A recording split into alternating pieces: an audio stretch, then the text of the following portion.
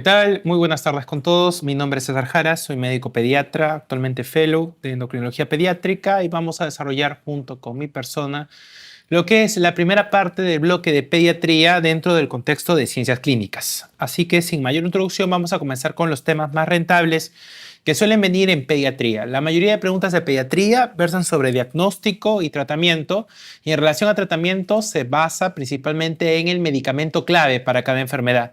Son muy pocos los medicamentos en los que se les pregunta dosis y dosis máxima. Si algún medicamento hay que preguntar sobre dosis y dosis máxima, pues principalmente son los sintomáticos como los antipiréticos. Pero el resto de medicamentos vale saber con el nombre y exactamente con qué enfermedad se relaciona. La mayoría de las preguntas de pediatría se basan en diagnósticos diferenciales y eso es lo que vamos a desarrollar en este primer bloque. Entonces, dentro de este primer bloque, el primer tema que vamos a tratar es el grupo de las famosas enfermedades exantemáticas.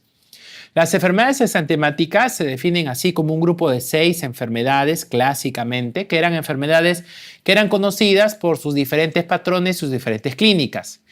En la historia, los 6 o las enfermedades conforme se fueron descubriendo, se fueron catalogando entre primera a sexta enfermedad de acuerdo a su orden de aparición.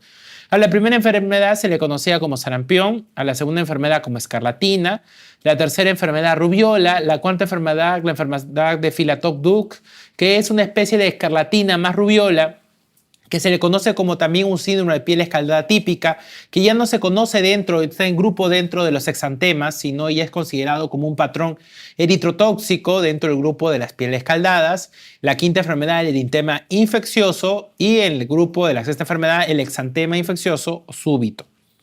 Así que vamos a desarrollar cada una de estas, agrupándolas de una manera muy particular que permita a ustedes diferenciar una de otra de forma clásica. Sarampión y rubiola. Si hay algo que une a sarampión y rubiola son los famosos exantemas maculopapulares o el famoso término llamado morbiliforme. ¿Por qué morbiliforme? Porque justamente era el exantema clásico con el que se asociaba el sarampión. Sin embargo, se veía que dentro del grupo de las personas que desarrollaban este exantema clásico por sarampión, había un grupo que pasaba con una enfermedad mucho más leve, con una febrícula que no pasaba por ni siquiera los 5 días, sino alcanzaba los 3 días. A ese grupo, lógicamente, se le describió como una sarampión-like, o llamado también por su característica como sarampión alemana. A esa sarampión alemana es lo que después se conoce como rubiola. Entonces, tanto sarampión como rubiola comparten la característica de ser un exantema maculopapular y ser un exantema morbiliforme. Solamente que sarampión tiene un contexto más tóxico y rubiola tiene un contexto más ligero. Sarampión tiene fiebre alta, rubiola febrícula o fiebre baja. Sarampión por lo menos llega a los 5 días, rubiola no pasa de los 3 días. Sarampión tiene mayor tasa de complicaciones como diarrea, otitis media aguda y neumonía, rubiola menor tasa de complicaciones. ¿Estamos de acuerdo? Ok. Ahora, si hay algo en común que también debes reconocer que hay similar, aparte del exantema morbiliforme maculopapular, es la famosa descamación furfurácea. Y se conoce como descamación furfurácea aquella descamación que se va a producir donde se ocurren las lesiones, en el cual va a haber un desprendimiento fino de la piel. ¿Estamos de acuerdo?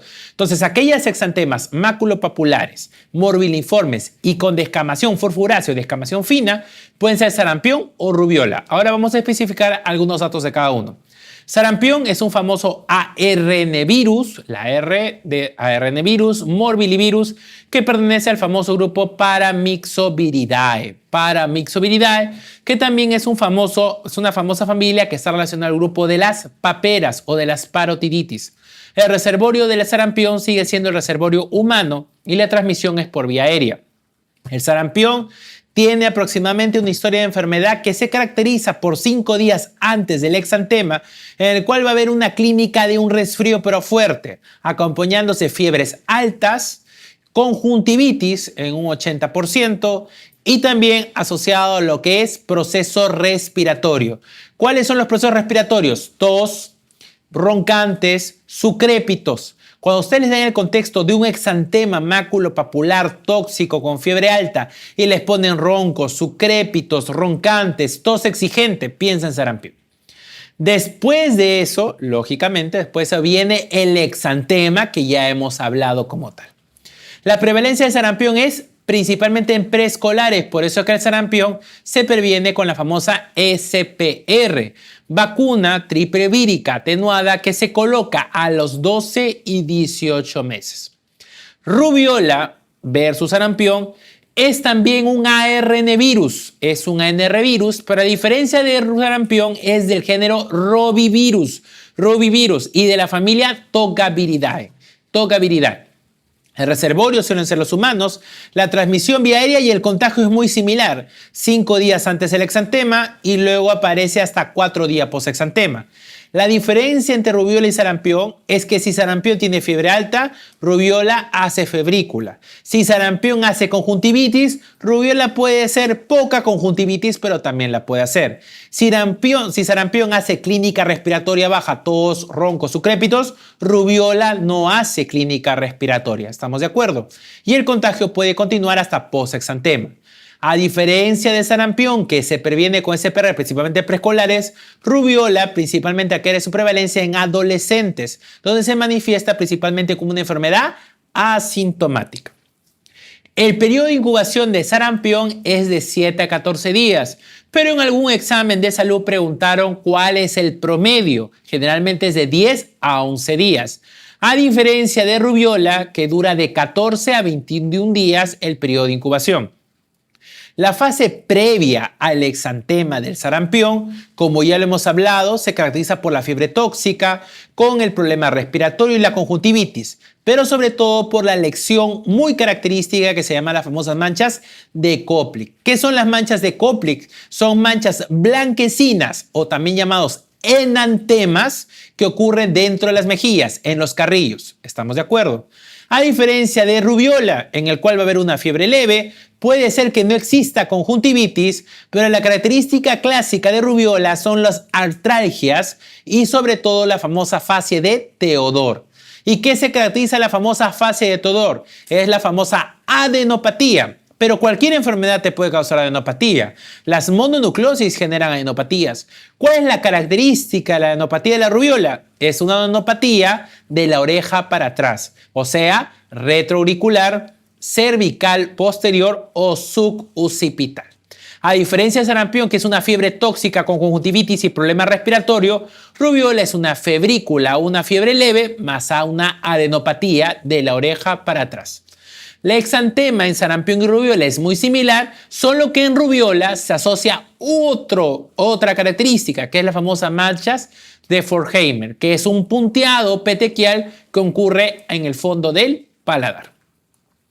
Con respecto al diagnóstico tanto de sarampión y rubiola, ambos son enfermedades virales, al estilo COVID, PCR, serológicos y cultivos. Y los tratamientos de ambos son sintomáticos. Pero ¿qué cosa podrían preguntarles a ustedes? Son las famosas complicaciones. Si a ustedes les preguntan cuál es la complicación más frecuente de sarampión en el año 2025, la clave es diarrea aguda infecciosa. Anteriormente, antes del 2020, la complicación más común era la famosa otitis media aguda. También se reconoce como una complicación la famosa neumonía post-sarampión, que como epónimo se llama neumonía de Hecht. ¿Estamos de acuerdo? Otras complicaciones del sistema nervioso central que pueden venir y no son tan comunes es la famosa encefalitis esclerosante subagudo de Dawson y la famosa convulsión febril. En el caso del sarampión, la encefalitis subaguda no es algo que ocurre en el periodo agudo, sino ocurre después de mucho tiempo, semanas o inclusive meses. En cambio, en rubiola, las complicaciones principales son artralgias, puede haber neuritis, encefalitis, pero sobre todo lo que han preguntado en el examen es la presencia de púrpuras, síndromes purpúricos relacionados a rubiola. Si a ustedes les hablan de rubiola, definitivamente en la cabeza tienen que tener ¿qué cosa? La famosa tetrada de Gregg. Hay dos tetradas que ustedes deben entender. Tetrada de Sabin con S de toxoplasma y tetrada de Gregg con R de rubiola. Que la tetrada de Gregg está formada por 4 elementos. Cataratas congénitas, o sea, hay leucocoria. Recuerda que el diagnóstico diferencial de leucocoria, ¿cuál es? Retinoblastoma. Sordera, no sordera seca, sino sordera neurosensorial. Punto y aparte, recuerda que la causa más común de sordera. De sordera neonatal no heredada es el citomegalovirus, pero la sordera neurosensorial, principalmente congénita, está relacionado a rubiola. La cardiopatía, que es la más relacionada, es la persistencia del ductus arterioso a nivel preductal, y generalmente hay otras también que pueden ser asociado, como el CIB y la enfermedad o la estenosis aortopulmonar, pero principalmente PCA y la microcefalia. Grande, tetrada de Sabin con S de toxoplasma. En Sabin lo que vas a encontrar, ¿qué cosa es? Hidrocefalia. ¿Qué vas a encontrar? Corioretinitis. ¿Qué más vas a encontrar? Convulsiones. Y lo otro son las calcificaciones, que en toxoplasma son clasificaciones intraparenquimales. En cambio, en citomegalovirus con V son clasificaciones periventriculares. ¿Estamos de acuerdo? En la rubiola congénita el pronóstico es sombrío. La principal forma de transmisión es transplacentaria y mientras se transmite en el primer trimestre, mayor riesgo hay de esta complicación. Recuerden que los pacientes con rubiola congénita pueden eliminar el virus hasta 12-18 meses y el tratamiento solamente es observación. ¿Estamos de acuerdo? Complicación, también síndrome purpúrico. Ahora vamos a hablar del otro grupo de enfermedades. Te agrupo ahora estas dos. Las famosas lesiones exantemáticas, que pueden ser maculares, maculopapulares, pero a diferencia de las dos anteriores que tienen descamación fina o furfurácea, estas no descaman. ¿Cuáles son? La famosa rociola infantil o llamado exantema súbito con S del virus de herpes tipo 6 y virus de herpes tipo 7, y el famoso eritema infeccioso producido por el famoso parvovirus B19, llamado también megaloeritema. A la rociola infantil también se le conoce como exantema súbito o pseudorubiola. Al eritema infeccioso se le conoce como megaloeritema. ¿Estamos de acuerdo? Rociola infantil se diferencia de forma clásica de eritema infeccioso porque rociola infantil te hace una fiebre alta, pero no pasa los 3 días. Por eso es que se parece a rubiola, pero no es igual que rubiola, porque rubiola te da fiebre baja. Apaga la fiebre y aparece el exantema. En cambio, en eritema infeccioso por parvovirus, el paciente nunca hace fiebre altas, hace febrículas, pero junto con la febrícula aparece una lesión embofetada, luego un exantema que generaliza y por último la presencia de una lividez. En el caso de exantema súbito o rociola, es más común que ocurra en infantes. Por eso es que rociola infantil se asocia como la primera enfermedad asociada a convulsión febril en esta parte del hemisferio. En el hemisferio norte de la Tierra, en el hemisferio norte de nuestro planeta, la principal enfermedad asociada a convulsión febril, ¿cuál es? Influenza. En eritema infeccioso, a diferencia de rociola infantil, es más común en edad escolar. En el caso de rociola infantil, ahora hablando de la causa, es producido por un adenovirus. Ya no son ARN, son adenovirus. ¿Cuáles son los adenovirus? El famoso adenovirus beta, que es en el caso que corresponde al virus de herpes tipo 6 y virus tipo 7, a la famosa familia Herpesviridae. Y en el caso del eritema infeccioso, la causa es producida por otro adenovirus, pero del género eritrovirus, parvovirus B19. En ambos, el reservorio es humano, la vía de transmisión es aérea y en ambas hay una fase catarral eruptiva y luego puede haber un contagio. En el caso de la rociola infantil es variable. Es variable porque tú no sabes que tiene el exantema hasta que cae la fiebre. En cambio, el eritema infeccioso aparece hasta 5 días después del exantema. Con respecto al periodo de incubación, la rociola infantil son de 7 a 10 días y el eritema infeccioso son de 4 a 14 días. En el caso de rociola infantil, la fiebre alta y cuando la fiebre cae aparece el famoso exantema maculopapular que no confluye y no descama. Y se asocian las famosas manchas de Nagayama, que son exantemas picopapulares o también petequiales que pueden aparecer en las mejillas o por fuera de la zona de la comisura oral. Eritema infeccioso, a diferencia de rociola infantil, al lado de la fiebre aparece lo que es famoso el signo de la bofetada. Una vez que aparece el signo de la bofetada, la lesión se extiende o se generaliza para dejar una presencia de lividez o patitas de araña, que se llama exantema reticulado. Diagnóstico, ambos son virus, al igual que los otros, PCR, serológico, cultivo. El tratamiento sigue siendo sintomático. Pero ¿qué te pueden preguntar de roceola infantil? La complicación. ¿Qué complicación está asociado? Convulsión febril, encefalitis, PTI y hepatitis. A diferencia del eritema infeccioso, que es producido por parvovirus B19, que es la que le gusta a la sangre, porque se asocia a eritroblastopenia, o famosa llamada aplasia eritroide, donde de toda la serie de la sangre caen los glóbulos rojos al suelo. También es una causa relacionada a púrpura trombocitopénica idiopática. También puede causar pancitopenia y en las adolescentes o madres gestantes puede causar abortos. Muy bien, es un exantema generalizado de un paciente con roceola infantil. Ahora, otro grupo de exantemas que puede venirte son las famosas lenguas rojas, porque así aparecen en el examen como las famosas lenguas rojas.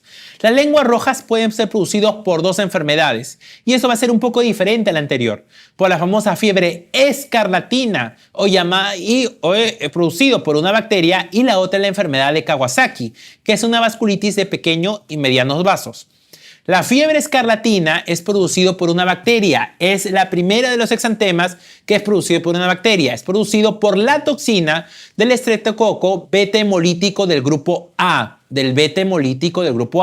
Recuerda que el beta hemolítico del grupo B es la primera causa de sepsis neonatal, o llamado también Streptococcus galacteae. La fiebre escarlatina es por el beta hemolítico del grupo A. Cuando te pongan grupo B, acuérdate B de bebé, sepsis neonatal. Si te pongo beta hemolítico del grupo A, piensas en la FAG, en la faringoamigdalitis. En el caso de la fiebre escarlatina, la prevalencia es de 3 a 10 años, por eso es que los criterios de Centor se aplican recién a partir de esa edad. El reservorio es humano, la transmisión es respiratoria y el contagio comienza desde la faga hasta en el día que comienzas a dar antibiótico. La característica clásica es un paciente que hace fiebre, dolor de garganta, amígdalas hipertróficas, exudado, pero luego de eso viene la presencia eruptiva. Primero hace la faga y luego la presencia eruptiva. ¿Cuál es la presencia eruptiva? Aquí el exantema no es macular. Acá el exantema solo es micropapular. El macular puede ser sarampión, rubiola, roceola o parvovirus. Pero en escarlatina el exantema es micropapular. Para que recuerdes el exantema de escarlatina, quiero que te acuerdes de la famosa piel de gallina, que solamente son puntitos. Así es la fiebre escarlatina, es micropapular. Y como es escarlatina, viene del color escarlata, por lo tanto el paciente está rojo literalmente. Aparte de eso, se aprecia la famosa fascia de Filatov. La fascia de Filatov en el cual el triángulo nasal se vuelve pálido. Los famosos signos de pastilla, la famosa signos de pliego, pastilla, la famosa piel de lija y la famosa lengua frambuesada. Y un dato muy interesante, que escarlatina sí descama, como lo hace sarampión y rubiola, pero la descamación de escarlatina es una descamación gruesa. La descamación de escarlatina es gruesa. ¿Estamos de acuerdo? Voy a continuar con escarlatina y luego voy a seguir con Kawasaki. La fase descamativa de escarlatina es gruesa, como en este caso es una bacteria. Acá la clave está en el cultivo de la secreción. ¿Estamos de acuerdo? Como es un estreptococo beta hemolítico del grupo A, el tratamiento que es antibiótico. La primera línea, ¿cuáles son? Las penicilinas. Y las complicaciones pueden ser otitis media aguda, glomerulonefritis postestreptocócica, que es la principal causa de síndrome nefrítico en pediatría. ¿Y qué cosa es síndrome nefrítico en pediatría? Presión alta, edemas, hematuria, artritis séptica, miocarditis, shock tóxico, síndrome de Pandas, que es un compromiso neuropsiquiátrico que aparece por anticuerpos. Fiebre escarlatina, faga bacteriana asociado a una fiebre roja, a una piel roja micropapular. Tratamiento antibiótico. Todos los demás era RP, todo era sintomático, pero en escarlatina el tratamiento es antibiótico. Ahora regreso a Kawasaki. Kawasaki, a diferencia de las anteriores, no es considerada plenamente un exantema de origen infeccioso. Kawasaki es una vasculitis de pequeños y medianos vasos. También se le conoce como síndrome linfomococutáneo y es la segunda vasculitis más común en pediatría.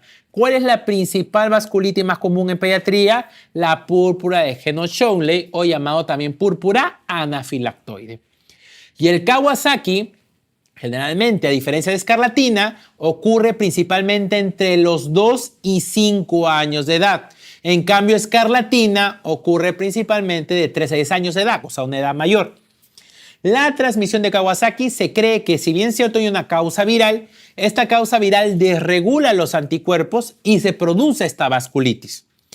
Para Kawasaki, lo que le van a preguntar a ustedes principalmente es diagnóstico.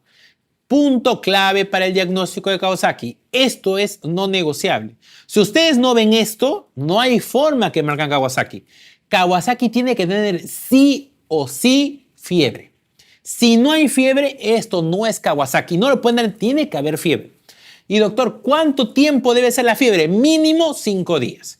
Hay preguntas antiguas que ponen 4. Bueno, ya cuando la pregunta se puede acomodar. Pero las preguntas que son desde el año 2010 en adelante consideran Kawasaki mínimo 5 días. Ahora, ¿eso te da Kawasaki? No. A esa fiebre más de 5 días hay que agregarle, ¿qué cosa? 4 de 5 criterios. ¿Cuáles son? Enantema. ¿Qué es enantema? Es la famosa lengua roja.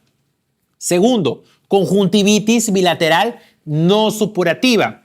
Exantema polimórfico, como el de la varicela. Pero a diferencia de la varicela, en donde todo está mezclado, acá hay una gran preponderancia maculopapular. La adenopatía única de 1.5 centímetros y el edema de extremidades. En un inicio, las manos y los pies se hinchan, pero conforme avanza la enfermedad, las manos se desinflaman para luego producir descamación. ¿Y por qué es importante decir esto? Porque cuando tú tienes Kawasaki, tienes que correr contra el tiempo. Porque Kawasaki es un proceso súper mega inflamatorio. Y a Kawasaki le gustan los pequeños y medianos vasos. ¿Y qué vaso le gusta más a Kawasaki? La coronaria. Como le gusta la coronaria a Kawasaki y tú no la identificaste a tiempo y dejaste que la inflamación continuara, ¿qué cosa va a pasar? Que la vasculitis se va a centrar en las coronarias y de forma subaguda, o sea, no en el momento agudo de la enfermedad, sino de forma subaguda, estos vasos sanguíneos se van a inflamar y van a producir aneurisma coronario. El aneurisma coronario es una manifestación subaguda, no aguda. ¿Cuánto tiempo yo tengo para tratar el Kawasaki una vez diagnosticado? 10 días. ¿Cuándo sé que el Kawasaki arrancó? Desde que comenzó la fiebre. Cuando comienza la fiebre, tengo 10 días para comenzar a tratar el Kawasaki. Si yo dejo pasar los 10 días y no lo he tratado, el riesgo de aneurisma coronario es muy alto. ¿Pero el aneurisma coronario va a aparecer de golpe? No, aparece de forma subaguda. ¿Estamos de acuerdo? El diagnóstico, por lo tanto, de Kawasaki es cuando hay fiebre más de igual de 5 días más 4 de 5 criterios clínicos. ¿Qué pasa si mi paciente tiene fiebre más de 5 días, pero solamente cumple 2, 3 criterios clínicos? A eso se llama Kawasaki-like. Kawasaki-like. Ahora, todo paciente con Kawasaki, como su complicación puede ser alargar el aneurisma, a todo paciente con Kawasaki, ¿qué le pedimos? Ecocardiograma. El ecocardiograma en Kawasaki se pide de inicio a las 2 semanas de haber comenzado la fiebre y 6 semanas posteriores. Si en los 3 ecocardiogramas, no hay aneurisma, el paciente no va a hacer aneurisma nunca por Kawasaki. Pero yo te dije que el aneurisma, ¿cuándo se presenta? ¿De forma aguda? No, de forma subaguda. Entonces, ¿por qué le pido de forma basal si mi paciente no va a hacer aneurisma? Porque tu paciente puede tener un aneurisma congénito por otra causa. Por eso a él le pedimos de manera basal. ¿Cuál es el tratamiento de Kawasaki? El tratamiento de Kawasaki es la famosa inmunoglobulina humana como monodosis. La dosis es de 2 gramos por kilo y se coloca de infusión continua en un lapso de 12 a 18 horas, nunca de golpe. Asterisco, ¿cuál es la complicación más frecuente del uso de inmunoglobulinas? Vómitos, diarreas, dolor abdominal y cefalea. ¿Cuál es la peor complicación de inmunoglobulina? Anafilaxia. ¿Por qué? Porque la inmunoglobulina que pasa son todas las inmunoglobulinas del suero de otra persona. ¿Y qué inmunoglobulina está relacionada con la alergia? La A. Entonces la inmunoglobulina A es la causante de estas complicaciones. ¿Listo? Una sola dosis. La segunda parte del tratamiento es el famosa aspirina o llamado también ácido acetilsalicílico. La dosis en el momento agudo mientras hace fiebre es de 80 a 100 miligramos kilo por día. ¿Cuándo vas a bajar la dosis del ácido acetilsalicílico, la aspirina? Cuando el paciente deja de ser fiebre y cuando el paciente se haya comprobado que no tiene aneurismas. ¿Estamos de acuerdo? Tú no das el ácido acetilsalicílico en el Kawasaki para evitar infarto, para evitar trombos. Tú en el ácido acetilsalicílico lo das como antiinflamatorio. Las complicaciones de Kawasaki, la más común es el aneurisma, pero no se manifiesta de manera aguda, sino subaguda. Por lo tanto, el paciente puede morir por aneurisma, no del momento agudo de la enfermedad, sino en secuela. ¿Cuál es la causa de muerte en sí del aneurisma? El aneurisma no te mata, sino el aneurisma es la base para el infarto agudo de miocardio, que es la principal causa de muerte, de manera subaguda y crónica. Pero si un paciente con Kawasaki se te muere la primera semana, no se te murió por un aneurisma, porque el aneurisma no se da de forma aguda. ¿Qué causa podría explicar la muerte de forma aguda en un Kawasaki? La miocarditis fulminante. Ahí sí. ¿Estamos de acuerdo? Ok. Ahora, la fiebre marca el inicio de la enfermedad. Es importante, como ustedes ven, la fiebre, los problemas cardiovasculares, si ocurre en el proceso agudo la muerte, miocarditis, en el periodo subagudo, aneurisma. Y como pueden ver, el enantema, la conjuntivitis, la adenopatía y los cambios en la piel son eventos que ocurren después de la fiebre. Pero lo que marca la enfermedad es la fiebre. ¿Estamos de acuerdo? Pregunta del millón. ¿Qué pasa si mi paciente no responde a inmunoglobulinas? ¿Cómo sé que mi paciente respondió al tratamiento? Porque deja de hacer fiebre, es lo primero. Segundo, los reactantes bajan. Pero lo principal es que el paciente deja de hacer fiebre. ¿Cómo yo sé que mi paciente no respondió? Porque sigue haciendo fiebre, reactantes elevados. ¿Y qué hago? Le pongo otra dosis de inmunoglobulina, le pongo corticoides y un pozo de corticoides y lógicamente planteo la posibilidad si hay otra causa que me esté descompensando. Doctor, le puse inmunoglobulinas, seguí con la aspirina, le puse corticoide y el paciente no mejora, sigue mal. En la tercera línea de tratamiento está el famoso anakinra, que es el inhibidor de interleuquina 1, que es la tercera causa o la tercera línea del tratamiento. Doctor, yo tengo que esperar que mi paciente no responda al tratamiento para saber que mi paciente no va a responder. O sea, quiero decir, yo solamente me voy a enterar que mi paciente no va a responder a la inmunoglobulina cuando yo le dé y no mejore. ¿Hay una forma de predecir que mi paciente no responda? Sí. Y eso se llama el famoso score de Kobayashi. El score de Kobayashi se usa en Kawasaki para predecir qué pacientes no van a responder con la inmunoglobulina al inicio, ¿ya? Pero el score de Kobayashi solamente se aplica en población asiática, no se aplica a población latinoamericana. El score de Kobayashi que se aplica a población latinoamericana tiene otro nombre. ¿Cómo se llama? Score de resistencia al uso de inmunoglobulinas en Kawasaki. Súper fácil de recordar. ¿Está bien? Pero el score de Kobayashi es monorracial, solamente población asiática. Pregunta que ha venido en el examen. ¿Cuál es el porcentaje de pacientes con Kawasaki que no responden a la dosis de inmunoglobulina inicial? 17%. Con AREME dijo 15%. 17%. Muy bien, estamos de acuerdo. Vamos. Ahora, la otra enfermedad importante es el famoso MIS-C o el famoso MISCA. El MISCA es una enfermedad que se describe desde que apareció el COVID. ¿Y por qué lo pongo al lado de Kawasaki? Porque todo el mundo pensaba que era Kawasaki. El MISCA se descubre o se describe por primera vez en Nueva York en abril del 2020 y se hace conocido en Inglaterra, en Britania, en Londres, en mayo del 2020, un mes después. ¿Y por qué se confundía con Kawasaki? Porque cumplía casi los mismos síntomas, pero había una gran diferencia. Primero, que el MISCA ocurría en pacientes más grandes. No era como Kawasaki de 2 a 5 años, sino era en pacientes generalmente de 7, 8, 9, 10, 11, 14 años. Segundo, los Kawasakis que entran a consultorio están caminando por la emergencia, están andando con fiebre, pero están tranquilos. Y si tú no les das inmunoglobulina, ellos están felices. Las complicaciones vienen después. Pero los pacientes que venían en esta época entraban a emergencia caminando y a la media hora estaban intubados con inotrópicos, en ventilador mecánico.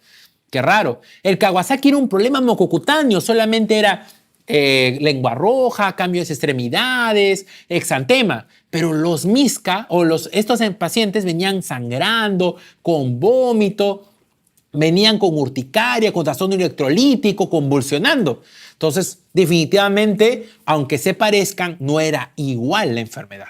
Y sobre todo, lo más importante, la clave, es que todos los MIS-C o síndrome de respuesta inflamatoria multisistémica tenían un antecedente. ¿Cuál es? Haber sido expuestos al COVID. Y todos eran, ¿qué cosa? IgG COVID positivo.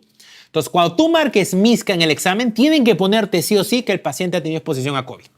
¿Listo?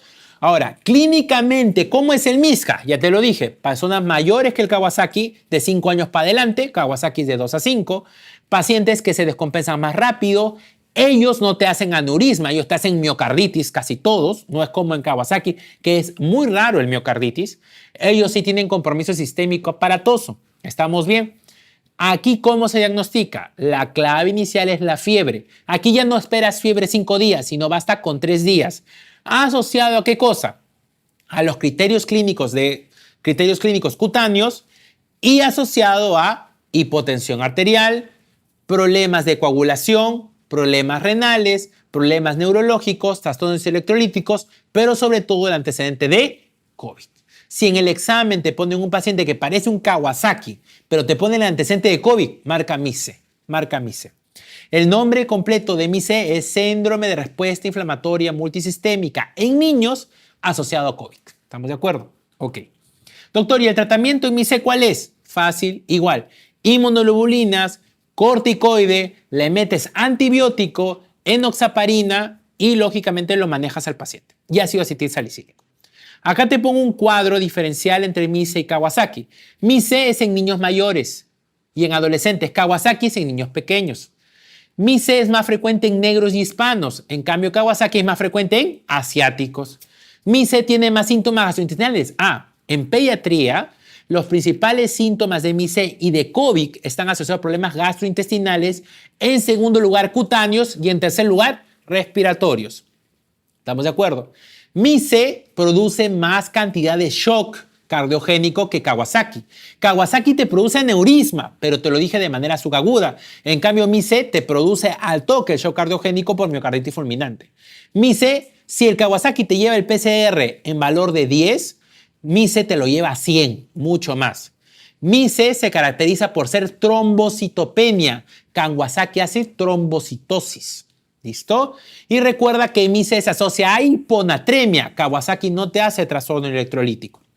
MIS-C no te hace mucho aneurisma. Kawasaki te hace aneurisma. Esta es la cara clásica del Kawasaki, la lengua en roja, ¿no? Lógicamente, y sobre todo los cambios, ¿no? Principalmente acá ven acá las líneas de Pastia, la famosa lengua en fresa. Muy bien, me hacen una pregunta en el chat. Si te demoraste en diagnosticar Kawasaki, ¿podrías manejarlo también con hidrocortisona? Si la fiebre desaparece ya no tiene sentido, porque tú das el tratamiento de la inmunoglobulina en Kawasaki para prevenir dos cosas. Bajas la fiebre, es verdad, pero lo haces principalmente para evitar que se produzca el aneurisma coronario. El paciente con Kawasaki puede dejar de hacer fiebre solito, él lo va a dejar de hacer, pero ¿cuál es la diferencia de tratarlo o no? Que si tú lo trataste, vas a evitar que el paciente haga aneurisma. Pero si tú no lo trataste, el paciente va a hacer aneurisma. O sea, por lo tanto, meterle corticoides sí o no, si el paciente ya se te pasó el tren y ya dejó de hacer fiebre, no tiene sentido. El corticoide en Kawasaki solamente está indicado en los pacientes que recibieron inmunoglobulina y siguen haciendo fiebre. Solamente ahí. Pero si tu paciente dejó de hacer fiebre y nunca recibió inmunoglobulina, no tiene sentido que le pongas corticoide. Ahí lo que tendrías que dar es tratamiento preventivo con ácido acetilsalicílico, enoxaparina, warfarina o clopidogrel como antiagregante, pero eso es otro tema. Muy bien, ahora vamos a hablar de las vesículas. Las enfermedades vesiculares son un poco más fáciles de diferenciar. La más común, la más conocida, la famosa varicela, la llamada enfermedad polimórfica, producido por el herpes virus. A diferencia del anterior, es un herpes virus de tipo familia alfa, de familia alfa. Recuerda que el herpes virus del exitema súbito es por herpes virus de tipo beta. Acá es producido por el virus de varicela zoster, que le gusta vivir o que le gusta dormir, y luego cuando se despierta puede hacer la famosa varicela zoster, que es la famosa varicela, lesión exantemática que sigue un dermatoma con un dolor tipo hincada y urente, asociado a pacientes inmunodeprimidos. Pero la varicela de por sí sola es una enfermedad que suele ser inicial y no se debe reactivar.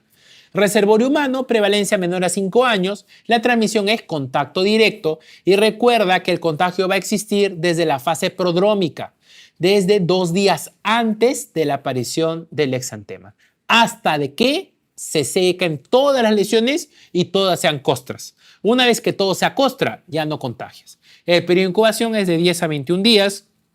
Y recuerda que acá la característica fundamental, ¿cuál es? Es el exantema pápulo-vesicular con costra, con prurito, que es cefalocaudal de forma teórica. En práctica no es tanto así, pero es polimórfica, cefalocaudal, y que le gusta agarrar mucosa. La varicela agarra mucosa. Le gusta agarrar, te sale granos por la piel y por la boca. ¿Listo? Después de esto, de 7 días, viene el proceso de costrificación, mácula y luego genera una mancha hipocrómica. El diagnóstico, como todo virus, es clínico, serológico, cultivo, PCR. El tratamiento es sintomático. ¿Está bien? Sin embargo, la varicela puede requerir un tratamiento etiológico en algunos casos. ¿Cuáles son los casos? Cuando un paciente es inmunodeprimido, cuando un paciente tiene un contacto intradomiciliario o cuando el paciente es menor a 1 año o mayor a 12 por el alto riesgo de mayor tasa de complicaciones. ¿Y cuál es el tratamiento sintomático? El famoso aciclovir. Que lo que va a hacer es inhibir justamente la replicación viral. Y la dosis de aciclovir en pediatría es de 20 miligramos por kilo. Máximo 800 miligramos dosis cada 6 horas por 5 días. Otro tratamiento que se puede dar en los pacientes con varicela es cuando ocurre entre los 9 meses a 1 año, o en todo caso también desde los 9 meses hasta después, hasta el final, se puede usar la vacuna como tratamiento. Eso se llama profilaxis con la vacuna. Si tú tienes un paciente, ponte que estás en el hospital y tiene 10 meses y tiene contacto con otro niño con varicela y nadie se dio cuenta porque solamente era fiebre, tú puedes vacunar al niño. Pero ojo, ojito, solamente funciona si la vacuna, eso subráyalo, se aplica como máximo 72 horas después de la exposición. Si pasó 72 horas de la exposición y tú no le pusiste la vacuna, no sirve. ¿Listo? Muy bien. Las complicaciones de varicela, la más común de todas, ¿cuál es? Si me pica las heridas, se infecta. Eso se llama impétigo. Sin embargo, varicela puede hacer otras cosas, como neumonía. La diferencia de la neumonía del sarampión, que es la neumonía de Hertz, la varicela hace una neumonía mixta, no es una neumonía viral seca, es con bacteria asociada. También puede hacer PTI, mielitis, pero así como sarampión que le gusta el encéfalo, a varicela le gusta el cerebelo. Por eso es que a varicela hace ¿qué cosa? Cerebelitis, hace ataxia cerebelosa. Y también puede hacer encéfalo, pero principalmente hace ataxia cerebelosa. Aquí quiero que me hagas mucha atención. Si tú tienes un paciente con varicela y el paciente tiene problema o complicación del sistema nervioso central, tú tienes que hacer este algoritmo rápido. Si es menos de 1 semana, la probable causa o la posible complicación neurológica es una encefalitis. ¿Cuál es la clínica de una encefalitis? Convulsión, trastorno del sensorio y fiebre. Listo. Convulsión, trastorno del sensorio y fiebre. Y ahí sí, el tratamiento es corticoide y el tratamiento es aciclovir. ¿Estamos de acuerdo?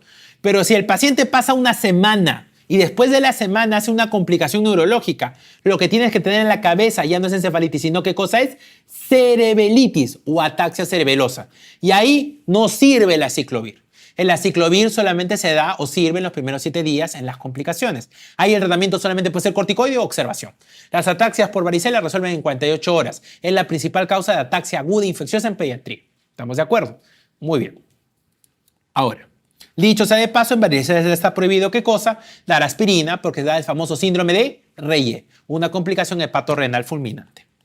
Ahora veamos el otro lado, impétigo no ampolloso. Impétigo no ampolloso producido también por el estreptococo beta hemolítico del grupo A. ¿A quién te recuerda? Escarlatina. Pero la diferencia aquí es que la toxina es diferente. Acá es otra toxina la que genera el problema. Y esta toxina ya no es una toxina eritrodérmica, sino es una toxina estreptocócica, que lo que va a hacer es una estreptocócica tóxica, que lo que va a hacer, ¿qué cosa es? Producir una lesión característica, o llamado también síndrome de Ritter.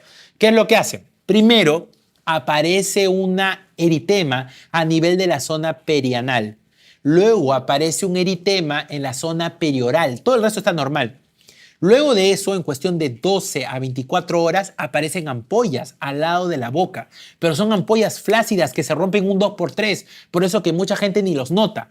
Y luego, cuando se rompe la ampolla, genera una descamación.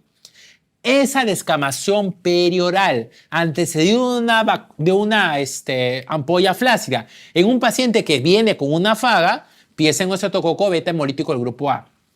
Diferencia del impétigo no ampolloso, que es muy importante que lo tengan en cuenta en toda esta situación, lógicamente, es que dentro de esta lesión estafilocócica, la ropa contaminada y el contacto con la lesión es una gran causa de esta enfermedad. Las lesiones ocuntales son pápulas vesiculosas que forman costras melicéricamente y estas lesiones se pueden ubicar también en la zona perinasal o perioral. El diagnóstico es clínico, el tratamiento es antibiótico y las complicaciones son iguales al grupo de la escarlatina. Ahora vamos a herpes. Herpes, infección por herpes solo, herpes simple tipo 1, tipo 2, de forma categórica y clínica, tipo 1 del abdomen para arriba, tipo 2 la zona genital. ¿Estamos de acuerdo? Recuerda que tipo 1 duerme en el ganglio de Gasser. La infección inicial de herpes tipo 1 es estomatitis, pero nadie se da cuenta. Cuando esta enfermedad se reactiva, recién aparecen las vesículas. Pero dice, el herpes está asociado al estrés. No es que esté asociado al estrés, sino que todos hemos tenido herpes, hemos hecho una estomatitis y ese virus ha dormido en el ganglio de Gasser, en el ganglio trigeminal. Y cuando hay estrés y inmunosupresión, se reactiva haciendo vesículas. ¿Está bien? Son las famosas vesículas arracimadas. ¿Está bien? Y el contacto de piel y mucosas es importante. Son lesiones vesiculares y cuando estas se reactivan pueden ser herpes zóster, herpes simple tipo 1 o herpes simple tipo 2. Importante tener en cuenta que herpes simple tipo 1 le gusta mucho generar convulsiones y convulsiones focales. Son convulsiones frontotemporales lo que le gusta causar a herpes simple tipo 1. Y aquí es el tratamiento CSD aciclovir en todos los casos. Las complicaciones más comunes son las meningitis, las vasculitis herpéticas, las convulsiones focales temporales. Lesiones, estos son lesiones arracimadas, si respetan un dermatoma, varicela zoster, varicela como tal, y la lesión que es recurrente o recidiva, que viene a ser la lesión en racimo que aparece en la boca. Me dicen, ¿se da vitamina A en varicela? Es totalmente irrelevante que le des vitamina A o no, solamente son sintomáticos. La varicela, la vitamina A está asociada principalmente a la prevención de sarampión, pero no ha demostrado ser tratamiento ni en sarampión ni en rubiola, solamente como prevención, me pregunto. Muy bien, ahora vamos a dermatitis atópica. La dermatitis atópica, lo principal que les van a venir al examen de dermatitis atópica, lo principal que no es negociable es el diagnóstico. Y siempre viene, es lo que más pregunta de dermatopediatría. Lo que ustedes siempre deben tener en la cabeza cuando marquen dermatitis atópica, 1 es la edad, 2 es la lesión y 3 la clínica. ¿Cuál es la edad? Generalmente aparece de los 6 meses a 2 años. De 6 meses a 2 años, principales lesiones son en zonas extensoras. ¿Cuál es la zona extensora más común? Las mejillas. Y a partir de los 2 años en adelante, las lesiones son principalmente a nivel flexoras. Detrás de la oreja, ¿no? Puede ser la lesión cervical, por ejemplo. En la zona del ángulo surconasogeniano, ¿ok? Segundo, que les estaba hablando, aparte de la edad, el lugar, es la clínica. Lo clásico, por favor, para que marquen dermatitis atópica, lo que no puede dejar de estar, porque si no está, no es dermatitis atópica, es prurito. Si no hay prurito, no puedes marcar dermatitis atópica. ¿Está bien? Es como Kawasaki a fiebre, igual. Si no hay prurito, no puedes marcar dermatitis atópica. Si quieres marcar dermatitis atópica, te van a dar otros datos aparte de los que te he mencionado. Antecedente de asma, antecedente de rinitis alérgica, antecedente de alergia a la proteína de leche de vaca, antecedente de síndrome obstructivo bronquial. ¿Estamos de acuerdo? Todo eso en conjunto se llama la marcha atópica. ¿Y qué es la atopía? La atopía es el conjunto de signos y síntomas que se produce por la sobretitulación de inmunoglobulina E en el paciente. Es una causa de hipersensibilidad tipo 1. Y la atopía se puede presentar en diferentes fases de la vida. En la primera fase de la vida es la dermatitis atópica. Luego se hace presente como rinitis y luego como asma y luego como alergia alimentaria. Muy bien, vamos. ¿Cuál es la causa de la dermatitis atópica? Lo más común, el estrato córneo. Nuestro estrato córneo está caracterizado de ser húmedo. Gracias al estrato córneo, que vamos a tener la piel gruesa y la piel delgada, a ser húmedo, permite principalmente que nuestra piel no se lacere por el contacto contaminante. Entonces, ¿qué va a ocurrir en la dermatitis atópica? Esa hidratación se pierde. ¿Y por qué se pierde? Porque hay una deficiencia. ¿De qué? Principalmente de filagrina. ¿Y qué cosa es la filagrina? Es aquel elemento que permite generar hidratación en la piel a través de la diferenciación de los queratinocitos. Entonces, como no hay diferenciación de queratinocitos, no hay hidratación. ¿Y por qué no hay hidratación? Porque no se genera la grasa necesaria. Cuando hay grasa en la piel, la grasa permite que el agua no se meta por debajo de la piel. Las capas de la piel, ya ustedes lo saben, capa basal, capa escamosa, capa granulosa, luego viene la capa luminosa que puede estar presente en la piel gruesa pero está ausente en la piel delgada y por último viene la capa córnea. ¿Estamos de acuerdo? La grasa está principalmente producida en la parte queratinocítica, granulosa para arriba. ¿Qué pasa en la dermatitis atópica? La producción de grasa se acaba porque la filagrina está ahí. Como la filagrina falla y no hay producción de grasa, el agua que entra y sale no se queda sobre la piel. En cambio, si hay grasa, el agua se queda sobre la superficie de la piel. Por lo tanto, ocurre un desequilibrio del pH y hay un desequilibrio entre proteasas y antiproteasas. Y eso va a generar que las uniones estrechas se calmen, se malogren y esto genere un problema o un aumento de las células inflamatorias. Existen interacciones inmunológicas porque se ha visto que existen enfermedades o condiciones por el cual activan esta enfermedad, el estrés. Y el estrés estaría asociado principalmente al rol de las células TH2. También se sabe que los pacientes con alteración del microbioma cutáneo tienen un crecimiento excesivo de Staphylococcus aureus. Ustedes se han preguntado por qué la Staphylococcus aureus es la principal causa de infección de la piel, la otitis séptica. Es porque dentro de todas las bacterias es la que soporta el pH ácido de la piel. Cuando existe una alteración del microbioma cutáneo, el Staphylococcus aureus crece en mayor cantidad y también comienzan a crecer otras cepas como virus del herpes simple tipo 8 y Coxsackie. ¿Estamos de acuerdo? La clínica característica es la piel seca y el prurito intenso. Si no hay piel seca ni prurito intenso, no hay posibilidad que marques dermatitis atópica. Recuerda, la clínica de dermatitis atópica puede ser aguda o subaguda o crónica, porque el paciente puede venir en cualquier fase. Eczema agudo es una lesión papular o vesicular eritematosa asociado a lesiones violáceas producto de la descamación inflamatoria. Y si es subaguda o crónica, comienza a haber la descamación y si es más crónica, la liquinificación.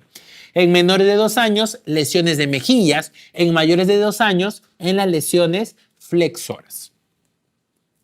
Las características que tenemos otras son la palidez centrofacial, el famoso dermatografismo blanco, la queratosis pilaris, la hiperlinealidad de la palma, la pitiriasis alba por crecimiento o aumento de algunos hongos, oscurecimiento periorbitario, la famosa línea de Denny-Morgan que caracteriza a los famosos atópicos, el adelgazamiento o ausencia de la porción lateral de las cejas o el signo de Hartog justamente por la disminución de la presencia de folículo piloso, las fisuras infraauriculares porque justamente se seca tanto la piel que se comienza a grietear y comienza a sangrar y el famoso eczema de pezón.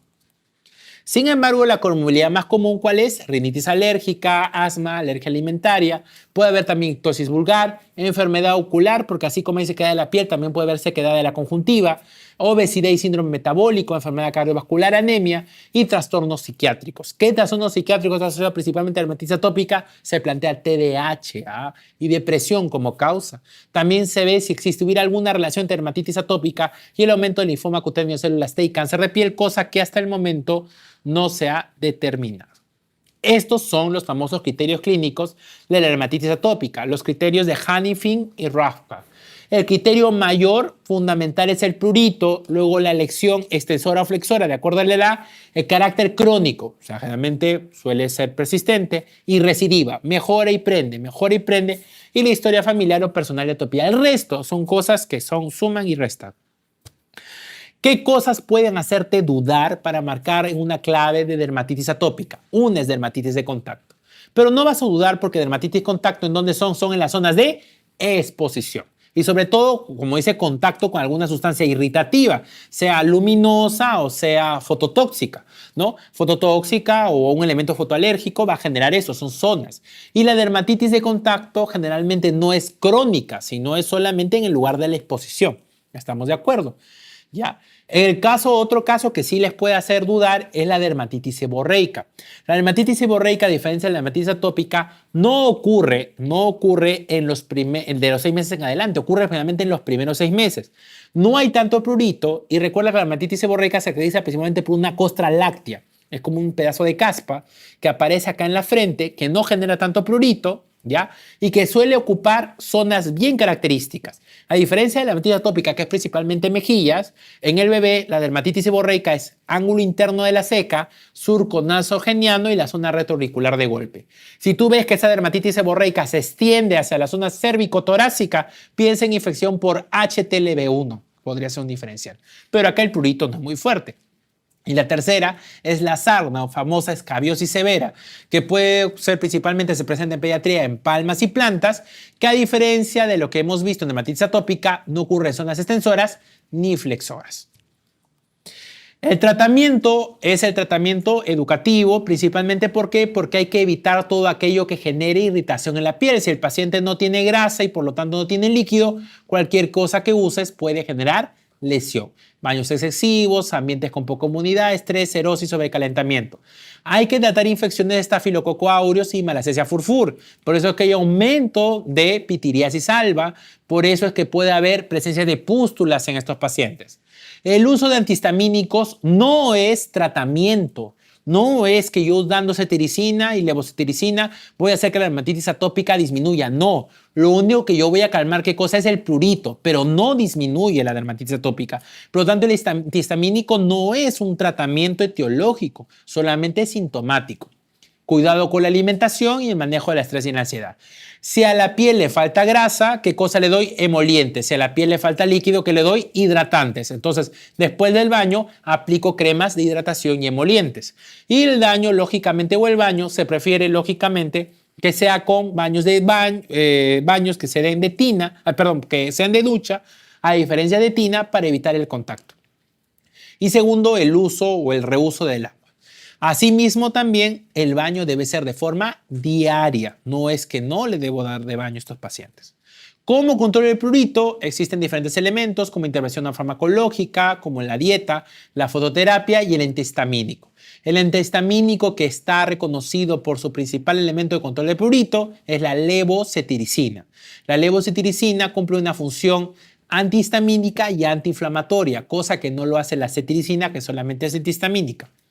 La cetiricina en pediatría se puede dar del año en adelante, antes del año no se recomienda. Doctor, y clorfeniramina o clorfenamina que se da en la primera generación es a partir de los 2 o 4 años y no se recomienda en pediatría por su efecto sedante. Si el paciente no mejora su control de prurito, se puede llegar a usar ciclosporina. Ahora, en el paciente que no mejora a pesar de los hidratantes, el prurito continúa, un tratamiento podría ser tratamiento biológico con tacrolimus. Muy bien, ahora vamos a continuar con púrpura de Henoch. Púrpura de Henoch es la vasculitis más frecuente en pediatría. Se llama también vasculitis por IgA o llamada también púrpura anafilactoide. Es mayor incidente entre los 5 a 7 años en varones y tiene una cosa rara, pero generalmente está asociado a los problemas respiratorios virales. No se sabe en sí la causa, porque la causa es autoinmune. Pero lo que va a ocurrir es que los vasos van a actuar de manera rara. Así como ocurre en Kawasaki, la vasculitis hace un depósito de IgA. Y como es más frecuente asociado a las infecciones respiratorias virales, lo más frecuente es que ocurre en estas estaciones. Entonces, en otoño, en invierno y en el inicio de primavera. ¿Listo? Generalmente los pacientes con púrpura de Henoch, la mayoría tiene un episodio y no vuelve a recurrir. Estamos de acuerdo. Pero ¿qué pacientes son los que sí suelen recurrir? Aquellos que hacen complicaciones renales. Aquellos que hacen problemas renales son los que recurren más frecuentemente. ¿Qué pasa en la púrpura de Henoch? Cuando yo tengo un virus dentro de mi cuerpo, un antígeno, mi cuerpo genera neutrófilos para poder combatir de forma inmediata y luego genera linfocitos. ¿Estamos de acuerdo? Ya. Los linfocitos atacan a los virus de forma citotóxica por el TH, los linfocitos TCD8 con el TH1 y el linfocito TCD4 que va a ser regulado por el TH2. ¿Estamos de acuerdo? Pero aparte de mi respuesta celular, tengo mi respuesta humoral. ¿Y cuál es la respuesta humoral? El complemento. ¿Qué hace el complemento? Presenta el antígeno al anticuerpo para que sea más fácil su fagocitosis. ¿Y qué va a ocurrir? Viene el antígeno, se come, el anticuerpo se lo come y juntos forman un elemento que se llama inmunocomplejo, antígeno-anticuerpo. Ese inmunocomplejo que está junto debe comenzar a viajar por la sangre para luego ser depurado. ¿Por dónde? Por el riñón. ¿Pero qué pasa? Por alguna situación del destino, este anticuerpo que reconoce el antígeno A se glicofosforila, altera su glicoproteína y ese elemento que debería ser depurado por el riñón se vuelve insoluble. Por lo tanto, se comienza a depositar en el vaso sanguíneo y hace ¿qué cosa? Vasculitis. Y si se debe ser depurado por el riñón, ¿qué cosa van a hacer? Afectación renal. Por lo tanto, esta enfermedad se caracteriza por un depósito de IgA, lógicamente, que va a ocurrir en los vasos sanguíneos, lógicamente, que comienzan por gravedad en miembros inferiores y que va de manera progresiva y en los vasos renales. ¿Quiénes están predispuestos? Pacientes que tienen mutación del HLA, interleuquina 18, pacientes que hayan tenido vacunas con SPR, también se asocia a púrpura de Henoch. O sea, digamos, los pacientes que han sido vacunados con SPR pueden hacer púrpura de Henoch y otros elementos como la glicosilación, los niveles en los anticardiolipina en general, ¿no? Lo que hemos hablado. Clínica, porque le van a preguntar a ustedes la clínica. ¿Cómo yo diagnostico Henoch? ¿Cómo diagnostico Henoch? Lo no negociable en Henoch, así como en dermatitis atópica era el prurito y en Kawasaki es la fiebre, lo no negociable en Henoch es la púrpura palpable. Todos lo saben, es fácil, púrpura palpable. Pero la púrpura palpable, aunque diga púrpura y tú te acuerdas que púrpura es un patrón hemorrágico, es una púrpura que no tiene nada que ver con problemas de plaqueta o con problemas de coagulación. Por lo tanto, ¿cómo está el perfil de plaquetas y el perfil de coagulación en un paciente con púrpura de Henoch-Schönlein? Normal. Y esa es la pregunta que más viene en el examen. Paciente con un Henoch y dice, ¿cuál de estos resultados es más esperable? Plaquetas normales. Porque el Henoch no tiene problemas de trombocitopenia o coagulopatía. Por eso es que ya no quieren llamarle púrpura de Henoch, sino le quieren llamar vasculitis por IgA. Una vez tú tengas la púrpura palpable, como el depósito se da por gravedad, es lógico que la púrpura comience ¿dónde? De la zona de las extremidades hacia arriba. La púrpura de Henoch ya puede tener hasta la punta de la cabeza, pero debe haber comenzado sí o sí en el pie, en las extremidades. ¿Listo? Ninguna púrpura de Henoch comienza en el brazo, nunca. Todas comienzan en extremidades. Segundo dato semiológico. Las púrpuras hemorrágicas que se producen por plaquetas no se palpan, son planas. Las púrpuras por vasculitis sí se palpan. Esa es otra cosa. ¿Estamos de acuerdo? Ahora, una vez tú tengas la púrpura palpable, que debe estar en el 100% de los casos, debes acompañar de esa púrpura palpable dos de los siguientes 4 criterios. 1. Como comienza en extremidades, mi paciente también puede comenzar a tener artralgias. ¿Pero dónde? ¿De los codos, de las manos? No, de los tobillos y de las rodillas. También es ascendente. En segundo lugar, que puede acompañarse dolor abdominal. Y por la vasculitis, los pacientes pueden hacer institusosección o hemorragia digestiva. En tercer lugar, ¿qué pueden hacer? Compromiso renal, que es lo que hemos hablado. ¿Y cuál es el compromiso renal de la púrpura de Henoch? Hematuria y proteinuria no nefrótica. Microhematuria y proteinuria no nefrótica. Y la clave, efectivamente, es que cuando tú hagas la biopsia, encuentres el depósito por IgA. ¿Estamos de acuerdo? Ok. Ahora, ¿todos los casos de púrpura de Henoch tienen que tener púrpura? Sí, 100%. No puede haber ninguno que no haya púrpura palpable. Pero no todos los casos de GENOSH comienzan con púrpura palpable. Un 20% pueden comenzar con problemas articulares y luego hacer la púrpura. Un 15% puede comenzar con dolor abdominal. Te lo digo no para que, o sea, te aprendas los porcentajes, sino te lo digo para que sepas cómo se pueden presentar. Te ponen el examen, un paciente con dolor articular y luego se encuentra púrpura palpable y tú dices, ¿estará bien? ¿No será el caso? No, puede presentarse al revés, ¿estamos de acuerdo? Pero todas deben tener al final púrpura palpable. ¿Estamos de acuerdo? Ok. Al final, los problemas articulares están en el 70% de los pacientes, comienzan al inicio al final, y los problemas gastrointestinales en un 80%. ¿De acuerdo? Ok. Punto. ¿Qué otra cosa más? Exantema, zona glútea, principalmente esto. Ok, vamos. Las artralgias en los procesos de los GENOSH son artralgias oligoarticulares no deformantes que comienzan en extremidades inferiores. Los síntomas gastrointestinales ocurren en la mitad de los niños hasta en el 80% y los pacientes con púrpura de GENOSH pueden hacer intussusección, por lo tanto pueden hacer sangrado, perforación intestinal, enteropatía perdedora de proteínas, test de guayaco, que se le conoce como el test de Thevenon, y en algunos casos puede comenzar con esto, ¿no? Generalmente la zona de afectación del tubo gastrointestinal es en la zona de ilio y yeyuno. Las complicaciones renales más comunes es, lógicamente, la hematuria o proteinuria leve no nefrótica, el depósito de EGA y el depósito de complemento 3. ¿Qué factores de riesgo tenemos en los pacientes para que hagan problemas renales? Pacientes que ya tengan síntomas gastrointestinales como dolor abdominal muy frecuente, intussusección, que hayan tenido un problema de GENOSH anteriormente, que hagan leucocitosis, que tengan anticuerpos antihistolicina positivos y que tengan complemento bajo. Pocos llegan a ser enfermedad renal crónica, pero muchos recaen. Y esto es muy importante. En pediatría se vio que hay un grupo de pacientes que hacen hematuria. Entonces, hematuria. La principal causa de hematuria en pediatría, ¿cuál es? Fiebre, deshidratación e infección urinaria. A la cabeza las tres. ¿Estamos de acuerdo? Pero hay un grupo que hacía hematuria. Dice que es raro. Y cuando tú tienes una hematuria recurrente, ese es el criterio para hacer biopsia. Y cuando hicieron la biopsia, ¿qué creen? Encontraron IgA. Tú dices, ¿qué? O sea, hay un depósito de IgA y el paciente nunca hizo púrpura. Entonces no podemos hablar de GENOSH. Entonces, a esa enfermedad, esa causa de hematuria que se produce por depósito de IgA en un paciente que nunca hizo púrpura palpable, nunca hizo dolor abdominal y no hizo dolor articular, se llama nefropatía por IgA.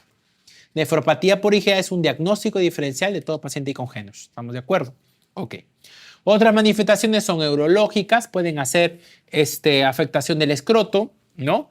Orquitis, sistema nervioso, pueden hacer cefalea, convulsiones, tracto respiratorio, cambios, fibrosis, ojo, queratitis o uveitis. Y como ven, ahí están los criterios que hemos hablado.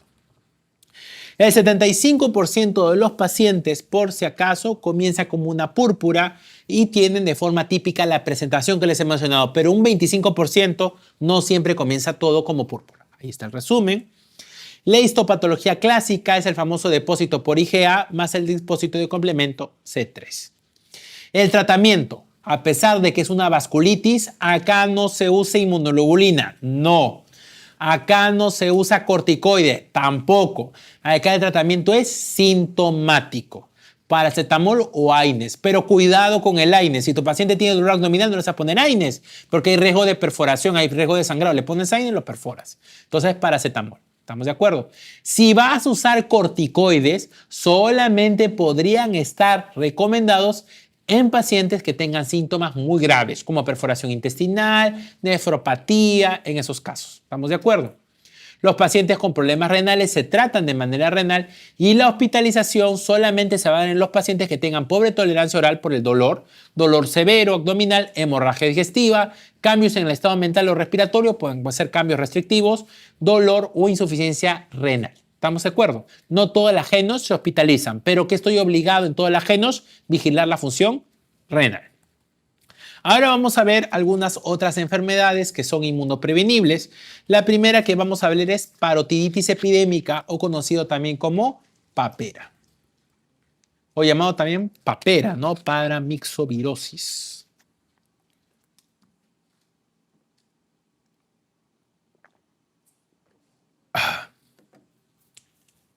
Muy bien. La parotiditis o la papera es una enfermedad viral contagiosa. Inmunoprevenible, sí. ¿Por qué, doctor? Porque se previene a través de la famosa SPR. Recuerda que en todas las vacunas el problema siempre es la P. En este caso, la P de paperas es la que ocasiona la mayor cantidad de problemas. ¿Qué problema está asociado a la P de paperas en la vacuna? Convulsiones en la primera, a partir de la semana en adelante. ¿Estamos de acuerdo? Ok. La mayor incidencia de la parotiditis es durante el invierno y la primavera y en la infancia. Es una transmisión respiratoria y algo que llama la atención es el periodo de incubación recontra largo, puede ser de hasta 25 días.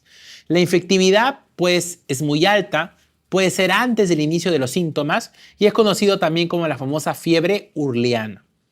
Es una enfermedad que se produce por un rovivirus, un paramyxovirus. Si te acuerdas, paramyxovirus, te acuerdas de sarampión, y recuerda que la causa de que sea tan infectante es su gran capacidad de adhesión al sistema de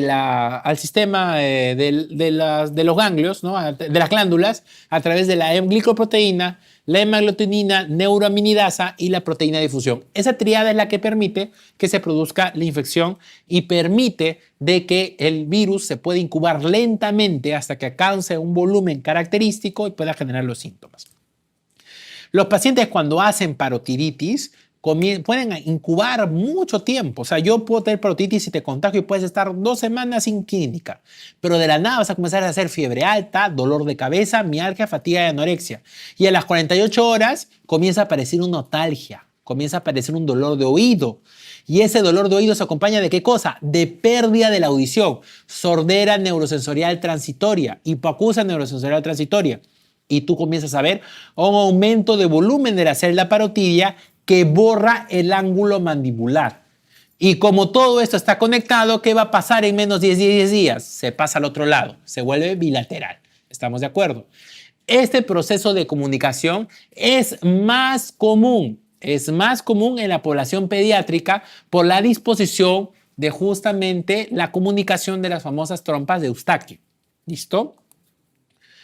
La progresión que vamos a dar de manera sintomática, la progresión comienza con un proceso prodrómico, luego comienza la fiebre, el dolor de cabeza, la mialgia, luego viene el aumento del aborramiento y luego vienen las complicaciones. Lo que preguntan generalmente han preguntado por complicaciones y solamente una vez han preguntado por diagnóstico, porque es muy fácil intuir, ¿no? Un paciente que viene con aumento de volumen de la celda parotidia o aumento de volumen, ¿no? A nivel de la zona mandibular que borra el ángulo, ¿no? Asociado, ¿cómo se llama? Fiebre, parotiditis. Es fácil, ¿no? En un paciente que no se ha vacunado, fácil identificar.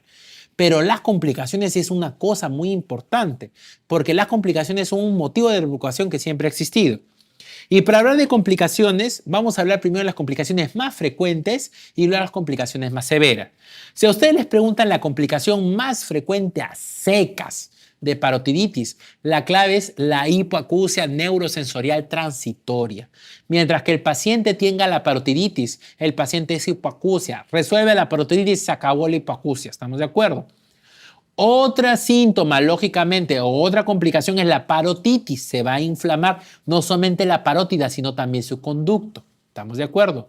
Y otras complicaciones que ya están asociados, que pueden ser un poco más moderadas, pueden ser los compromisos reproductivos.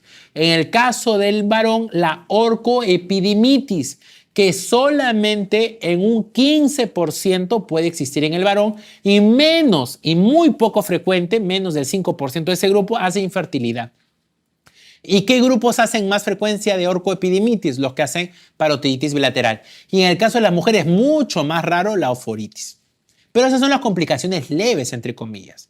¿Cuáles son las complicaciones más severas a la cabeza? Los compromisos neurológicos. Si a ti te preguntan cuál es el compromiso neurológico más frecuente, por favor, marcas meningoencefalitis, pero con un gran asterisco gigante. Y ahí por eso puse este cuadro. Cuando tú revisas Lancet, revisas Act-Today, revisas la IPSA, la guía americana de infección, vas a encontrar que el compromiso más frecuente del sistema nervioso relacionado a parotiditis no es meningoencefalitis, sino es meningitis. Y en segundo lugar es encefalitis y en tercer lugar es meningoencefalitis. Pero no sé por qué CONAREM y ASFEFAN consideran meningoencefalitis como la primera causa y no te pelees con ellos. Tú marcas meningoencefalitis. Nunca te han puesto las tres. Siempre te han puesto solamente una de ellas. ¿Estamos de acuerdo? Para tu cabeza, meningoencefalitis, meningoencefalitis, meningoencefalitis. ¿Estamos de acuerdo? Ok. Complicación severa. Es una meningoencefalitis aséptica. Segunda complicación severa, pancreatitis. Pancreatitis aguda severa pueden hacer. ¿Por qué yo le pido amilasa y lipasa a mi paciente? Yo no le pido amilasa y lipasa a mi paciente para descartar no solamente pancreatitis, sino que la amilasa y lipasa, recuerden que también se genera por compromiso glandular. ¿Estamos de acuerdo? Entonces, la amilasa y lipasa, cuando supera recién 3 veces el valor normal, eso es compatible con pancreatitis. Si usted tiene un paciente que tiene compromiso de parótidas y dice amilasa y lipasa que pasa muy levemente de lo normal, no marques pancreatitis. Ojo, no marcas pancreatitis. Eso solamente es parotiditis. Pero si pasa 3 veces el valor de lo normal, eso se considera ya pancreatitis aguda. Y la tercera complicación que puede haber, puede ser pancreatitis, abortos espontáneos que también pueden ocurrir. Entonces aquí está orquitis u oforitis, es más común en la etapa prepuberal, pero es más frecuente, lógicamente, cuando hay compromiso bilateral. Poca frecuencia de infertilidad, estamos de acuerdo. Las neurológicas, cuando hay compromiso bilateral de las parótidas, pero se afecta solamente un ovario o un testículo, por si acaso. Neurológico, la complicación más frecuente es meningitis, pero si te preguntan en esa, marcas meningoencefalitis. Artritis más frecuente en los varones, pancreatitis, el manejo puede ser benigno y conservador. El compromiso miocárdico también puede existir en estos pacientes con una depresión del ST. Las complicaciones más comunes, sordera neurosensorial y producto de la inflamación de la parótida, adenitis supurativa. Tratamiento, el diagnóstico, como todo virus, ¿qué cosa es? PCR, serológico, cultivo, nada más. El diagnóstico diferencial, como todo compromiso glandular, puede ser un virus de Epstein-Barr, citomegalovirus, influenza, adenovirus o Coxsackie. Puede haber también parotitis bacteriana si hay presencia de Staphylococcus aureus. No infecciosas, por ejemplo, celulitiasis, si es que la saliva se comienza a atracar. Tumoración pleomórfica, un adenoma pleomórfico, que es benigno, pero también puede ser maligno. Síndrome de Sjögren, que recuerden que es la sequedad, ¿no? Que genera una inflamación de la glándula, ¿no? Y la epididimorquitis, que puede tener otras causas, ¿no? En la etapa prepuberal.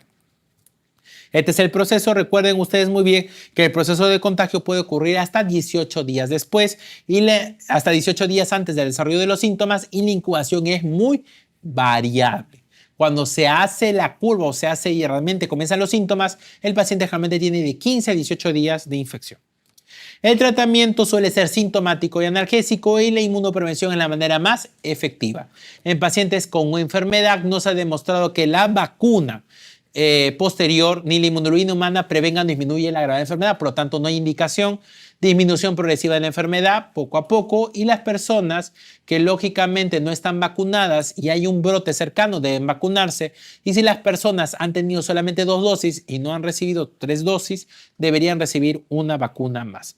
La parotitis bacteriana es unilateral, generalmente sí es unilateral, es bien difícil que sea bilateral. Me preguntan si la parotitis bacteriana es unilateral, generalmente sí. Las virales suelen ser generalmente bilaterales. Ahora vamos a hablar de la otra inmunoprevenida, que es la famosa tosferina, Bordetella pertussis, pertussica o coqueluche. El nombre de coqueluche deriva de un término francés llamado coquette, que significa coqueta. ¿Por qué se le llama coqueta? Porque la Bordetella pertussis es difícil de aislar, es difícil de cultivar. Para cultivarla tienes que hacer un ritual y aún así no te asegura que la puedes aislar. Por lo tanto, ¿cómo demuestro al final, como cualquier enfermedad bacteriana, que es causada por la Bordetella pertussis? Por el gol estándar. El gol estándar de la infección de la tosferina ya no es el cultivo, sino es el PCR. Es el PCR. Esa es una de las pocas, porque cuando ustedes piensan en una bacteriana, cultivo, cultivo, cultivo. Pero si le preguntan la gol estándar de la Bordetella pertussis, ¿cuál es? El PCR. ¿Por qué no el cultivo? Porque es recontra difícil aislarla. Otro dato bien importante. ¿Qué pasa con la Bordetella pertussis? Ustedes van a tener pacientes que ustedes van a tener 2 términos, coqueluche y coqueluchoide. ¿Estamos de acuerdo? Y es importante hacer la diferencia ahora. Cuando ustedes hablan de un hombre, nosotros decimos andro. Andro significa hombre. Pero cuando decimos androide, es algo que se parezca al hombre. Al igual que coqueluche, es coqueluche, tosferina, Bordetella pertussis. Pero cuando decimos coqueluchoide, es algo que se parece al coqueluche. Pero no es coqueluche. Coqueluchoide y coqueluche tienen la misma clínica. Pero la diferencia es que coqueluche es producido por la toxina de la Bordetella pertussis, la toxina pertúsica. A diferencia de coqueluchoide, que puede ser producido por cualquier otro virus. ¿Estamos de acuerdo? Por eso es que ustedes alguna vez han enfermado y les ha dado una tos de la patada. Pero no es que tengan ustedes coqueluche, solamente que tienen otro virus que o un virus o una bacteria que está haciendo que su enfermedad se comporte como un coqueluchoide, como un coqueluche. Eso es coqueluchoide. Cuando se produce por Bordetella pertussis, es coqueluche. Cuando no se produce por Bordetella pertussis, se llama coqueluchoide. Doctor, y si ambos son muy parecidos, ¿cómo voy a diferenciar y marcar en el examen? Fácil, te guías de la vacunación. Si en el examen te ponen que el paciente recibió sus vacunas, no es coqueluche, porque coqueluche es inmunoprevenible. Coqueluchoide puedes adquirirlo vacunado o no, porque puede ser cualquier otra causa. ¿Estamos de acuerdo? En cambio, si tú no tienes vacunas, ahí sí marcas coqueluche. ¿Estamos de acuerdo? Ok. Entonces, coqueluche o Bordetella pertussis, causado no por la Bordetella, sino por su toxina. La Bordetella pertussis es un cocobacilo gram negativo que no tiene reservorio animal o ambiental que se conozca y es difícil de cultivar por diferentes razones. Existen 9 bordotelas, de las cuales solamente 4 causan enfermedad en el hombre: la pertussis, parapertussis, la olmensky y la bronquiséptica. Lo que me interesa es que te acuerdes de la pertussis y la parapertussis. La parapertussis es la más relacionada al coqueluchoide. ¿Listo? Es un cocobacilo gram negativo, aerobio facultativo y capsulado, y el problema de la enfermedad no lo hace la bacteria, sino lo hace su toxina. Es súpermente contagiosa. ¿Ya? La Bordetella pertussis es muy contagiosa, principalmente en adultos. ¿Ya? En adolescentes provoca alta morbilidad, pero poca mortalidad. En cambio, en niños es menos morbilidad, pero cuando te dé la mortalidad puede ser brutal, especialmente si es menor a 6 meses. Y esto depende de muchas cosas, principalmente depende de las vacunas. Les voy a contar. Antes del 2000, la vacuna que se manejaba en el mundo era la vacuna celular. Y la vacuna se llamaba celular porque usabas la Bordetella pertussis con todos sus elementos toxigénicos y virulentos para producir el elemento toxoide, ¿no? El elemento bacteriano, el antídoto, la vacuna, ¿no?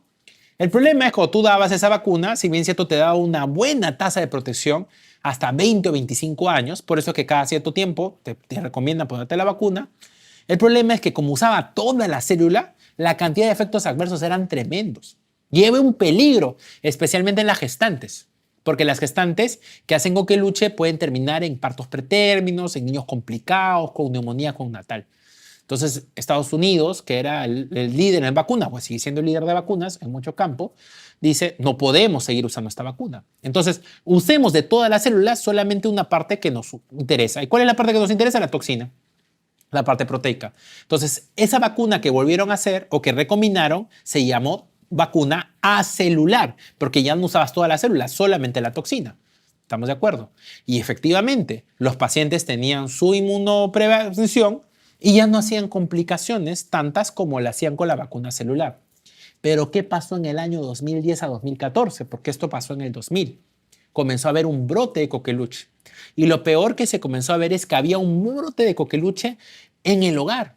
Niños comenzaban a tener coqueluche, adolescentes con coqueluche, adultos con enfermedades no tan severas, pero comenzaba a haber brote. Y cuando todo se verificaba, todos habían comenzado a recibir la vacuna celular. Entonces, ¿qué se vio? Que si bien cierto la vacuna celular que usa todo, te generaba mayor tasa de prevención, pero con mayor tasa de complicaciones, la acelular te evitaba reacciones adversas. Pero ¿cuál era el problema? Que la inmunidad ya no te lo daba por 20 o 25 años, te lo daba máximo por 10 años. Entonces, en el mundo, mucha gente, en el mundo hay países que usan celular y acelular y otros solamente usan acelular porque tienen un mecanismo de vacunas más identificado. Entonces, cuando ven un brote, barrido y bloqueo. Pero como nuestro país está humildemente en vías del desarrollo, nuestro país usa vacuna celular y acelular. ¿Qué población en nuestro país usa vacuna acelular de manera obligatoria? Las gestantes. Por eso es que la vacuna de la gestante es DPT-A, de acelular, que se aplica en la semana 27, en el tercer trimestre. ¿Estamos de acuerdo? En cambio, en los niños y en todos los demás, la celular se sigue aplicando. ¿Estamos de acuerdo? Ok.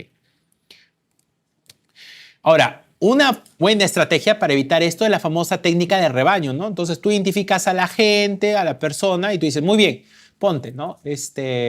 Yo no puedo vacunar, pues, no sé, ponte, yo no puedo vacunar al abuelito, no puedo vacunar al niño por alguna razón. Siempre vacuna a la gente que está alrededor, a los cuidadores, ¿no? También.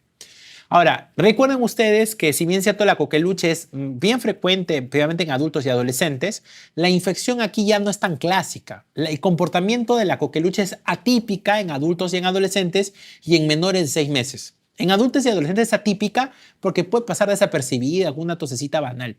Y como te metes tu acitro, que es el tratamiento de elección, pues nunca sabes si tuviste esa final coqueluche o no. Y en los menores de 6 meses es atípica porque es más grave.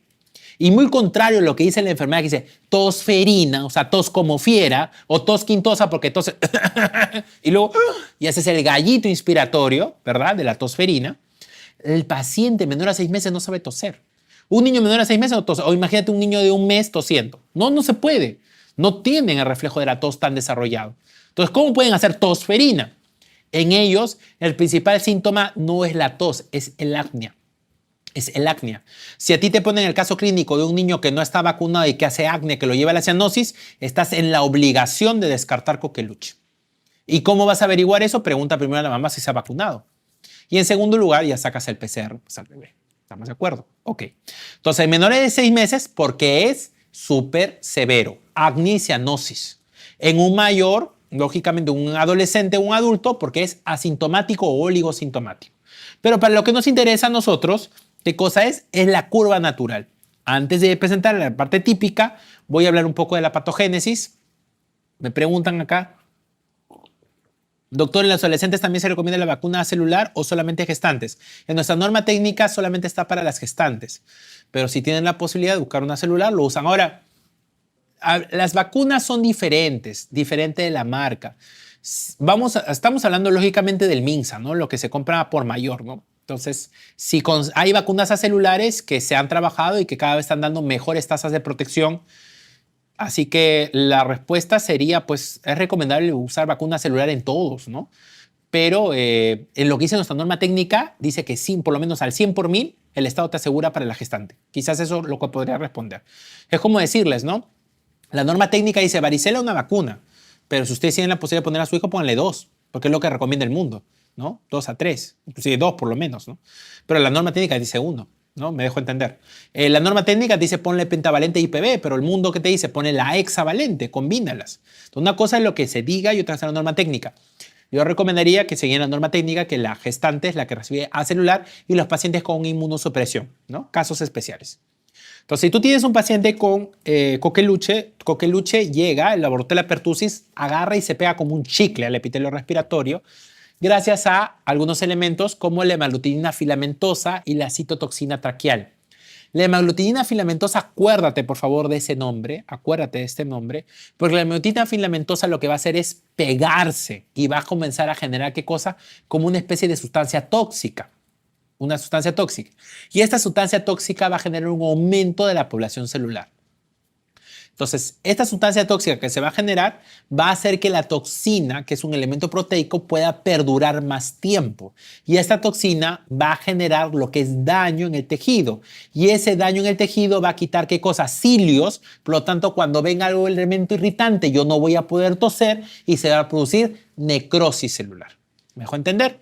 Entonces hay moléculas de adhesión, que es la hemaglutinina filamentosa, que va a hacer pegar, la toxina pertussis, que es lo que va a crecer gases en medio, y por último, ese elemento que va a producir la necrosis.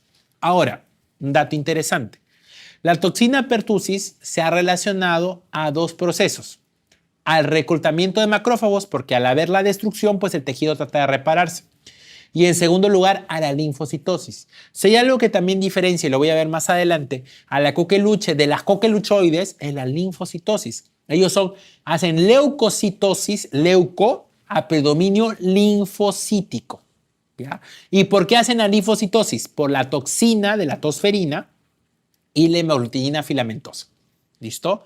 Asimismo, también se sabe muy bien que la toxina pertussis está relacionada principalmente a eventos potenciales de hipoglicemia por hiperinsulinismo. Y a pesar de todo esto, es el principal elemento potencial de las vacunas. Ahora sí voy a hablar de la presentación típica, que es para los mayores de 6 meses y los que no son adolescentes ni son adultos. ¿Estamos de acuerdo? La presentación típica cumple 100 días. Por eso es que los chinos llaman a la tosferina con la famosa enfermedad de los 100 días. ¿Listo? Las primeras 2 semanas de la tosferina se caracteriza por ser una etapa netamente catarral. ¿Cómo lo pueden identificar? Como si fuera un resfrío mal curado. Es el paciente con rinorrea persistente. ¿Cuánto te dura una rinorrea o un resfrío? 3, 4 días máximo en población pediátrica, un adulto 1 o 2 días. Pero en coqueluche es una rinorrea hialina bilateral persistente. El paciente hace una fiebre poquita, rinorrea acuosa, un achis y así pasa. 2 semanas. Cuando arranca la semana 2 en adelante y ya se produjo suficiente toxina porque ya hay suficiente malutinina filamentosa, lo que pasa es que comienza a haber las complicaciones. ¿Y cuáles son esas complicaciones? Primero, la tos paroxística. La tos paroxística. Paroxismo quiere decir una tos que no es provocada, espontánea y que no puede parar, como una epilepsia. Haces, no toses de manera... y como ya te quedas sin respirar, haces... y haces el gallito. Como toses de manera seguida, haces quintas. Y ese es el famoso grito inspiratorio o llamado también grito ferino. Como toses a propósito de manera tan seguida, toses y vomitas. Por eso se llama la tos emetizante. Los mayores cantidades de paroxismos son nocturnos. Como ustedes saben muy bien, hay un proceso de broncoconstricción de forma clásica que ocurre ahí. Y como toses de manera exigente, ¿qué complicaciones puede tener? Hemorragia vítrea, se te rompe un aneurisma, prolaxo rectal, prolaxo costal, hernias, ¿qué más puedes tener? Intussusección, ¿qué más puedes tener? Epistaxis, en general, convulsiones, un montón, hemorragia subaranoidea, o sea, todo lo que te puede ocurrir una valsalva súper mega complicada. ¿Estamos de acuerdo? ¿Listo? Pero eso no es lo que más ocurre. Las complicaciones más frecuentes de la tos paroxística es sin duda el vómito, ¿estamos de acuerdo? ¿No? Pero las complicaciones, digamos, sistemáticas, la más frecuente es la neumonía. El paciente con tosferina siempre hay que descartar neumonía. Y la segunda, que está por ahí muy a la par y que a veces algún tiempo la considera inclusive por encima de la neumonía, es la otitis media aguda. La otitis media aguda y la neumonía son las complicaciones más frecuentes de la tos paroxística o tosferina. Pero no es la complicación más severa. La complicación más severa de la tosferina, ¿cuál es? La hipertensión pulmonar. Y la hipertensión pulmonar, ¿quiénes las hacen? Justamente los menores de 6 meses. ¿Y por qué hacen hipertensión pulmonar? Porque te acuerdas de esa sangre que estaba llena de leucocitos, se vuelve tan espesa asociada a una policitemia y que hacen justamente un shock cardiogénico. Y los pacientes hay que hacer por leucoféresis y todo lo demás. Cuando el paciente pasa las 8 semanas, el paciente entra en una etapa de convalecencia que dura hasta los 100 días. Esas tosecitas que ustedes tienen un mes y 2 meses más o menos y que se mejoraron y que no les pasó como ocurre en algunos que estuvieron mal en Navidad y hasta ahora ya están recién sanando, eso es un coqueluchoide. No han pasado 100 días, 90 días, o puede ser un coqueluche quizás que pasó desapercibido. La pregunta del millón es, ¿qué pasa en la etapa convaleciente? En la etapa convaleciente se reduce la tos, la severidad de la tos, pero hay un problema. Si te vuelves a resfriar, como ocurre en la mayoría, te da la recaída y te da peor. ¿Estamos de acuerdo? Y lo segundo es, si tú quieres evitar las complicaciones y el contagio, la etapa para dar el antibiótico, ¿cuál es? La etapa catarral. Pero si tú solamente quieres evitar las complicaciones, más no el contagio, la etapa solamente será en la paroxística. La etapa paroxística te evita la complicación, pero no te va a evitar el contagio, porque ya las primeras 2 semanas contagiaste a todo el mundo. ¿Listo? Muy bien. Vamos.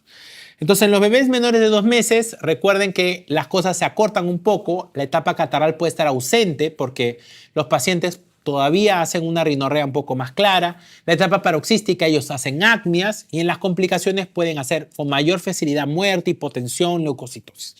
En los niños pequeños vacunados, desde la mamá, hijos de madres vacunadas, las complicaciones son menos raras. Es menos grave, hay menos tos y episodios de apnea. Y en los niños mayores pueden ser asintomáticos o apenas tener tos leve. El diagnóstico en lactantes menores de 4 meses se estimula o se ve cuando un paciente tiene apnea, convulsiones o leucocitosis, o si por ahí hace una tos que no mejora. Y si es un lactante mayor, el diagnóstico es clínico con una tos aguda más de 2 semanas asociado a este periodo catarral previo. Ahora, ¿cómo confirmo el diagnóstico? Si tú tienes un paciente menor de 4 meses, el diagnóstico siempre es PCR y cultivo. No sirve la serología. ¿Por qué no sirve la serología? Porque puedes degenerar o puedes tener la base de anticuerpos maternos. Entonces, la serología no está recomendada en menores de 4 meses, solamente el PCR y el cultivo. Cuando es mayor de 4 meses, se puede usar sí serología y luego cultivo PCR si quieres confirmar. La serología por sí solo no es un criterio, solamente es un apoyo para descartar. ¿Cuándo vas a descartar? Cuando el paciente tenga un IgM y un IgM negativo y un IgG que no es tan alto. Pero si tu IgM es negativo y tu IgG es súper alto, tienes que pensar que el paciente puede ser un coqueluche. Y igual hay que pedirle un PCR. O en todo caso puede ser cultivo, pero el gol estándar sigue siendo el PCR. La serología solamente tiene utilidad en la fase catarral. Por eso es que nosotros nos fijamos en la serología, principalmente el IgG, porque la mayoría piensa en coqueluche en la fase catarral, si no todo el mundo le pediríamos a los resfriados serología. Les pedimos a los paroxísticos, a los complicados, en la etapa paroxística. Por eso es que ahí el IgM ya no sirve, porque ya pasó las 2 semanas. Hay quien no sirve el IgG. ¿Y cuándo vas a sospechar? Cuando el IgG sea muy alto. O sea, primero pides IgG, si el IgG está muy alto, pide tu PCR. ¿Estamos de acuerdo? Pero un menor de 4 meses no sirve eso. De frente debe ser PCR o cultivo. La radiografía clásica que dicen los antiguos, los maestros, es el famoso corazón velludo que puede existir en los pacientes con síndrome con coqueluche, ¿no? Es un patrón radiográfico, aunque el patrón radiográfico más común sigue siendo normal, pero el clásico, el semiológico, el corazón velludo. Diferencial, Mycoplasma pneumoniae. ¿Por qué? Porque Mycoplasma pneumoniae es la bacteria más pequeñita que existe. Entonces, por lo tanto, Mycoplasma pneumoniae puede lógicamente generar sintomatología, ¿no? Clamidia SPP también puede ser una causa porque también es una causa de neumonía típica, tuberculosis en nuestro país, otros virus que pueden ser parte de las coqueluchoides como adenovirus, parainfluenza, influenza rinovirus y algunas otras causas que no sean infecciones como aspiración de cuerpo extraño. Un paciente que tose, pero que no tiene un antecedente de un cuadro catarral y es algo de manera súbito estrondoso, piensa en cuerpo extraño. Asma, ¿por qué no? Porque la tos exigente a predominio nocturno puede ser parte del asmático, pero el asmático no va a tener periodo catarral. Sinusitis alérgica, estamos de acuerdo, pero la sinusitis alérgica principalmente no está asociada a una tos exigente y no es un paciente que tiene ya antecedentes recurrentes, ¿no? Y el ERGE es un paciente que es un paciente que tiene un compromiso neurológico, antecedentes de disfunción de la motilidad esofágica. Tratamiento, como todo en la vida, sigue siendo el ABCDE, lo que tienes que hacer. ¿Qué cosa tienes que evaluar? La parte respiratoria. Si el paciente tiene taquimia, aleteo nasal y estridor, lo tienes que hospitalizar. Si hay neumonía, lo hospitaliza. Si no puede alimentarse, lo hospitaliza. Si hay cianosis diagna, lo hospitaliza. Si convulsiona, lo hospitaliza. Si es menor a 6 meses, se hospitaliza a todos a pesar de que el paciente esté tranquilo. ¿Ya? El aislamiento que sí les pueden preguntar y una vez vino. ¿Cuánto tiempo van a aislar a un paciente con coqueluche? Porque es una enfermedad que puede generar tantos problemas. Todo paciente que haya cumplido 5 días de tratamiento antibiótico, lógicamente, o en todo caso aquel paciente que ya pasó 21 días de enfermedad. El tratamiento en un paciente con coqueluche sigue siendo la hidratación, porque como va a toser demasiado, ustedes no pueden pensar que el niño se va a lactar o va a comer, se va a atorar. Hay que darle una hidratación. Y lo mejor es colocar una vía y si el paciente ya tolera, se inicia tolerancia oral. El manejo de la tos es un gran problema en pediatría porque dice, ¿sabes qué? Si el problema es tos coqueluche, entonces contrarrestemos la tos y se acabó el problema. Démosle codeína, destrometorfano, oxolamina, ¿no? Diferentes antitusígenos. Pero en pediatría los antitusígenos están prohibidos, no se usan. Never and ever, no se usan, están prohibidos. ¿Por qué? Porque tienen compromiso central, la mayoría de ellos, y los antitusígenos periféricos no han demostrado eficacia. Además, se sabe que el manejo de la tos o el antitusígeno ayuda en los pacientes pediátricos, por lo menos en los menores de 8 años, a evitar que hagan infecciones respiratorias bajas. ¿Estamos de acuerdo? Es un mecanismo de defensa. Lo que sin lugar a duda, lo que está comprobado, determinado y superestudiado, que sí o sí debe tener el paciente es el tratamiento antibiótico. Y el tratamiento antibiótico se da desde la sospecha, jamás desde la confirmación, desde la sospecha. Y el tratamiento o el antibiótico de elección que se usa para el proceso de la tosferina son los famosos macrólidos. La eritromicina, la claritromicina o la acitromicina.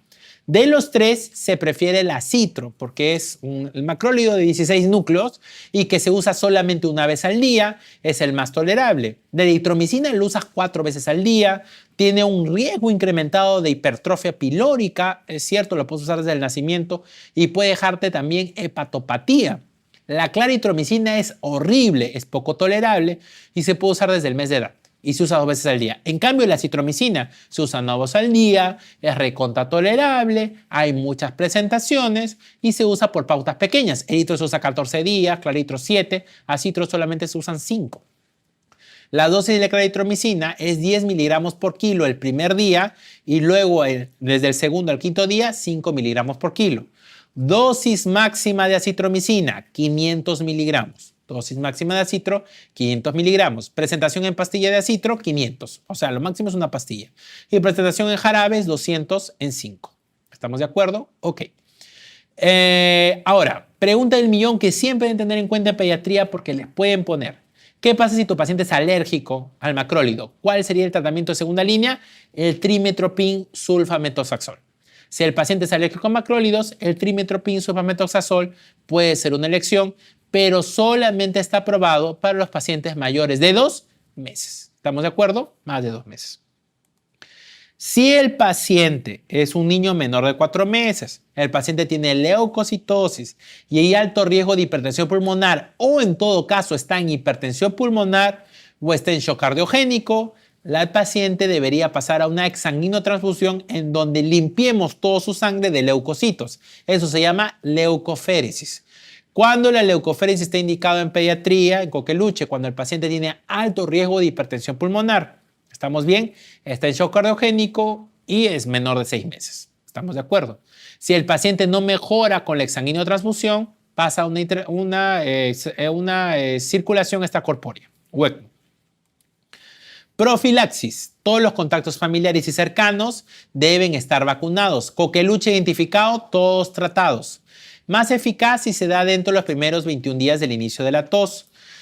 Contacto cercano se define como interdomiciliario o aquel paciente sintomático que ha estado en menos de 3 pies de contacto. Alto riesgo a todos los pacientes menores de 1 año, gestantes inmunodeprimidos o personas con alguna comorbilidad.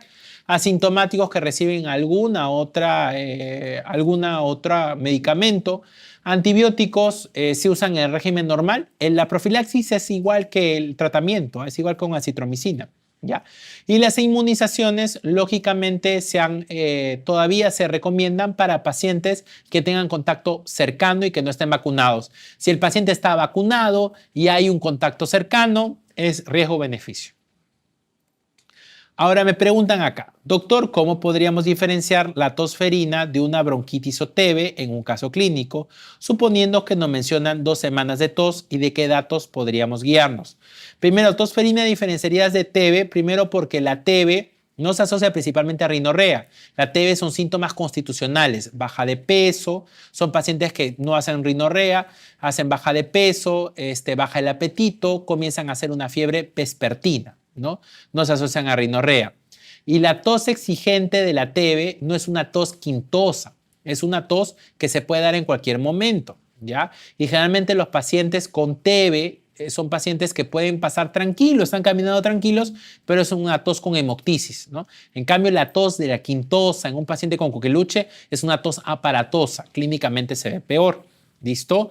En el caso de una bronquitis, como tal, lógicamente, recuerda que la bronquitis es un problema respiratorio bajo. La ocultación clásica que te van a hallar es roncos. La tosferina es un problema laringotraqueal. No tiene nada que ver los roncos aquí. ¿Estamos de acuerdo? Ese es un dato. Doctor, ¿cuáles son los criterios de mal pronóstico de tosferina? Un paciente que no ha recibido vacunación, subvacunas postnatales ni en las gestantes, pacientes con bajo peso, antecedentes de prematuridad, menores de 6 meses principalmente. Y leucocitosis. Entonces siempre debemos mencionar la clínica de la fase paroxística, presentarnos por coqueluche. Para casos clínicos sí. Para casos clínicos sí. Es bien difícil que un examen te diga un paciente, al menos que te ponga un paciente con rinorrea transparente persistente, que no ha recibido vacunas. ¿En qué patología podría sospechar o deberíamos estar atento? En coqueluche. Pero es bien difícil que te pregunten el examen desde la fase catarral porque podría ser un montón de cosas. Por eso es que la fase catarral es muy difícil de identificar. ¿Ya? Es muy difícil de identificar y por eso hay muchos temas con respecto al diagnóstico en la profilaxis, ¿no? Muy bien, vamos a hablar de este tema de hepatitis A y con esto nos vamos al break. A ver, la hepatitis A está disminuyendo en los últimos años gracias a la vacuna. Es una de las últimas adquisiciones que hay en el calendario nacional de vacunación. Se coloca en el mes 15, ¿ya? La hepatitis A es una ARN virus sin envoltura icosaédrico heparnivirus del PECOR naviridae. Existen 4 genotipos en el humano bien definidos, pero solamente un genotipo y generalmente está estable a pH bajo y temperatura moderada. Por eso es que lo que no se cocina bien, no se fríe bien, no se hierve bien o no te lavas la mano, pues lógicamente ocurre este problema, ¿no?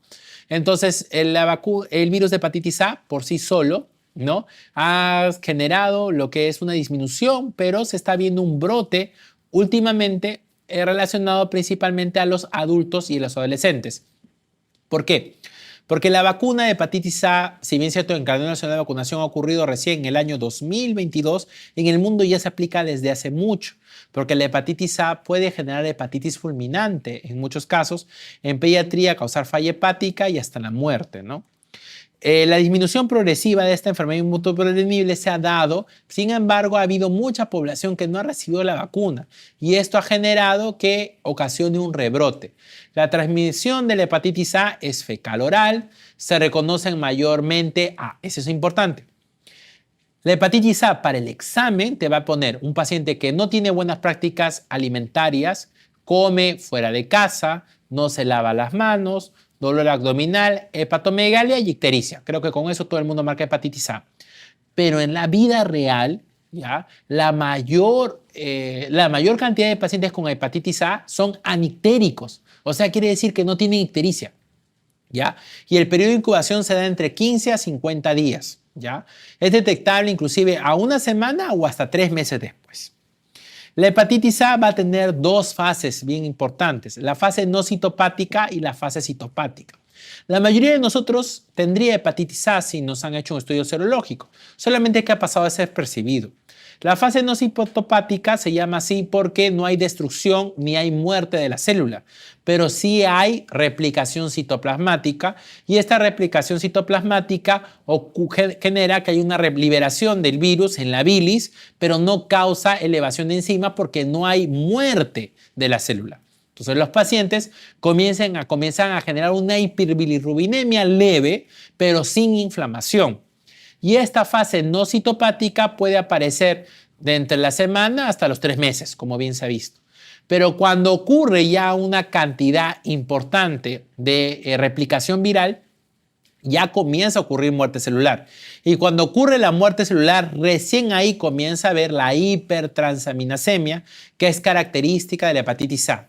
Las hipertransaminasemias en las hepatitis A superan el valor de 1000, no 400, 300, son valor de 1000. Es bien raro con 200 y 300 que habla de hepatitis A. La hipertransaminasemia de la hepatitis A superan el valor de 1000, TGP más específico que TGO, y se caracteriza por inflamación de la zona portal, necrosis y erosión hepática. ¿Estamos de acuerdo? Entonces, la fase citopática está en relación al aumento de transaminasas. La fase no citopática solamente está relacionada a la viremia. La fase citopática está relacionada a la ictericia. La fase no citopática a la fase anictérica. Si nuestro sistema inmunológico es efectivo, controla la infección desde la fase no citopática. Pero si no tenemos un buen sistema inmunológico y la cantidad de virus que ya tenemos en nuestro cuerpo es alta, se produce la fase citopática y la fase ictérica. ¿Estamos de acuerdo? Muy bien. Recuerda que tu paciente, una vez que haya tenido hepatitis A, va a tener por siempre los anticuerpos IgG. Ahora, la clínica, la más frecuente es anictérica. Tenemos una fase prodrómica en la cual va a haber enzimas que van a estar elevadas y luego no hay ictericia sin hepatomegalia y luego viene la ictericia como tal en la fase citopática. En la fase no citopática el paciente lo pasa de manera latente tranquila y cuando ocurre la fase citopática primero aumentan las transaminasas y luego aparece la ictericia y la hepatomegalia. ¿Estamos de acuerdo? Generalmente la etapa sintomática como tal, la ictericia y la hepatomegalia, aparecen durante 2 semanas y se va a ir disminuyendo conforme pasa el tiempo. El problema en pediatría es que la insuficiencia hepática es rara, es verdad, pero es bastante frecuente. Y cuando ocurre pueden haber muchas complicaciones. Pero en adultos es muy raro, pero a diferencia de niños es más letal. Ocurre la diferencia que coqueluche. En coqueluche habíamos dicho que en adultos es más frecuente y menos letal, pero en niños aquí es más frecuente y menos letal. Las manifestaciones extrahepáticas, la evolución macular evanescente, las artralgias, menos común puede haber compromiso neurológico como neuritis o mielitis o falla medular y puede generar una respuesta inmune de reconstitución. El diagnóstico, los síntomas inespecíficos o las características clínicas son el dolor abdominal, ictericia y la hepatomegalia en una fase citopática como tal, ¿no? Y las transaminasas que superan el valor de 1000. Sin embargo, la mayoría de hepatitis son asintomáticas. La detección del IgM es importante porque va a ser positivo hasta los 4 o 6 meses. Sin embargo, pueden haber algunos títulos bajitos todavía hasta los 14 meses. Y recuerda que el IgG sin embargo te va a acompañar durante de por vida. Por lo tanto, si tú quieres diagnosticar a un paciente con hepatitis A, la IgM es súper efectiva, a diferencia del coqueluche, porque en el coqueluche el IgM dura 2 semanas. En cambio acá la IgM, la hepatitis A, dura de 4 a 6 meses. Te da suficiente tiempo para poder diagnosticar. ¿Estamos de acuerdo? El tratamiento y prevención. La prevención con el cuidado de los alimentos y lavado de manos. Recuerda que la hepatitis A o el virus puede llegar a vivir hasta 4 horas en los dedos. La vacunación en el calendario nacional en el MINSA es a los 15 meses. Sin embargo, lo recomendado a nivel internacional pueden ser hasta 2. Las vacunas se pueden aplicar desde los 2 hasta los 18 años. Sin embargo, en el MINSA, si pasa los 3 años y no vacunaste, ya no lo puedes hacer. Y se recomienda que todos los pacientes que tengan hepatopatía crónica, inmunosupresión, que vivan en áreas endémicas o pobreza extrema deben recibir sí o sí la vacuna, ¿no? Sea cual sea su edad, ya no importar si pasan los 3 años o no. También los cuidadores de niños, ¿no? Y recuerda que aquí las inmunoglobulinas, al igual que en parotiditis, no han demostrado mejoría, ¿no? No son efectivos. El tratamiento es de soporte, es decir, qué cosa debemos siempre dar lo que le falta. Si el paciente está con hepatitis A, lógicamente, y tiene dolor, no vas a dar el paracetamol porque el paracetamol se metaboliza en el hígado. Usamos otros analgésicos. Las complicaciones de hepatitis A pueden ser deshidratación. Si el paciente está muy deshidratado, le ponemos una vía y lo hospitalizamos hasta que tolere la vía oral. Y la otra complicación de hepatitis A puede ser falla hepática. ¿Cómo yo diagnostico falla hepática? Porque el paciente hace un perfil de coagulación alterado. ¿Cuáles son los elementos del perfil de coagulación alterado? 2. El tiempo de protrombina y el INR. Si el tiempo de protrombina es mayor a 1.5 y el tiempo de protrombina es mayor a 15 y el INR es mayor a 1.5 y el paciente hace encefalopatía, eso es falla hepática. Si el paciente tiene un tiempo de protrombina mayor a 20 o un INR mayor a 2 sin encefalopatía, también es falla hepática. ¿Y qué le damos a los pacientes que tienen prolongación del INR y del TP? Vitamina K. Entonces, un paciente con hepatitis A solamente se puede hospitalizar por 2 cosas. Por deshidratación y lo hidratamos y se acabó el problema. O en todo caso, un paciente que haga falla hepática con perfil de coagulación anormal y le damos ¿qué cosa? Vitamina K. ¿Estamos de acuerdo? Pero no está justificado otro tratamiento. O sea, nada de pavionta, hepatoprotectores, probióticos, eso no sirve. ¿Listo? Muy bien. Tampoco los antivirales o los interferones que se usan en hepatitis B y hepatitis C. Muy bien. Vamos a hacer aquí una pequeña pausa, siendo las 4:55. Retornamos en unos 15 minutos para seguir con la segunda parte del bloque de pediatría.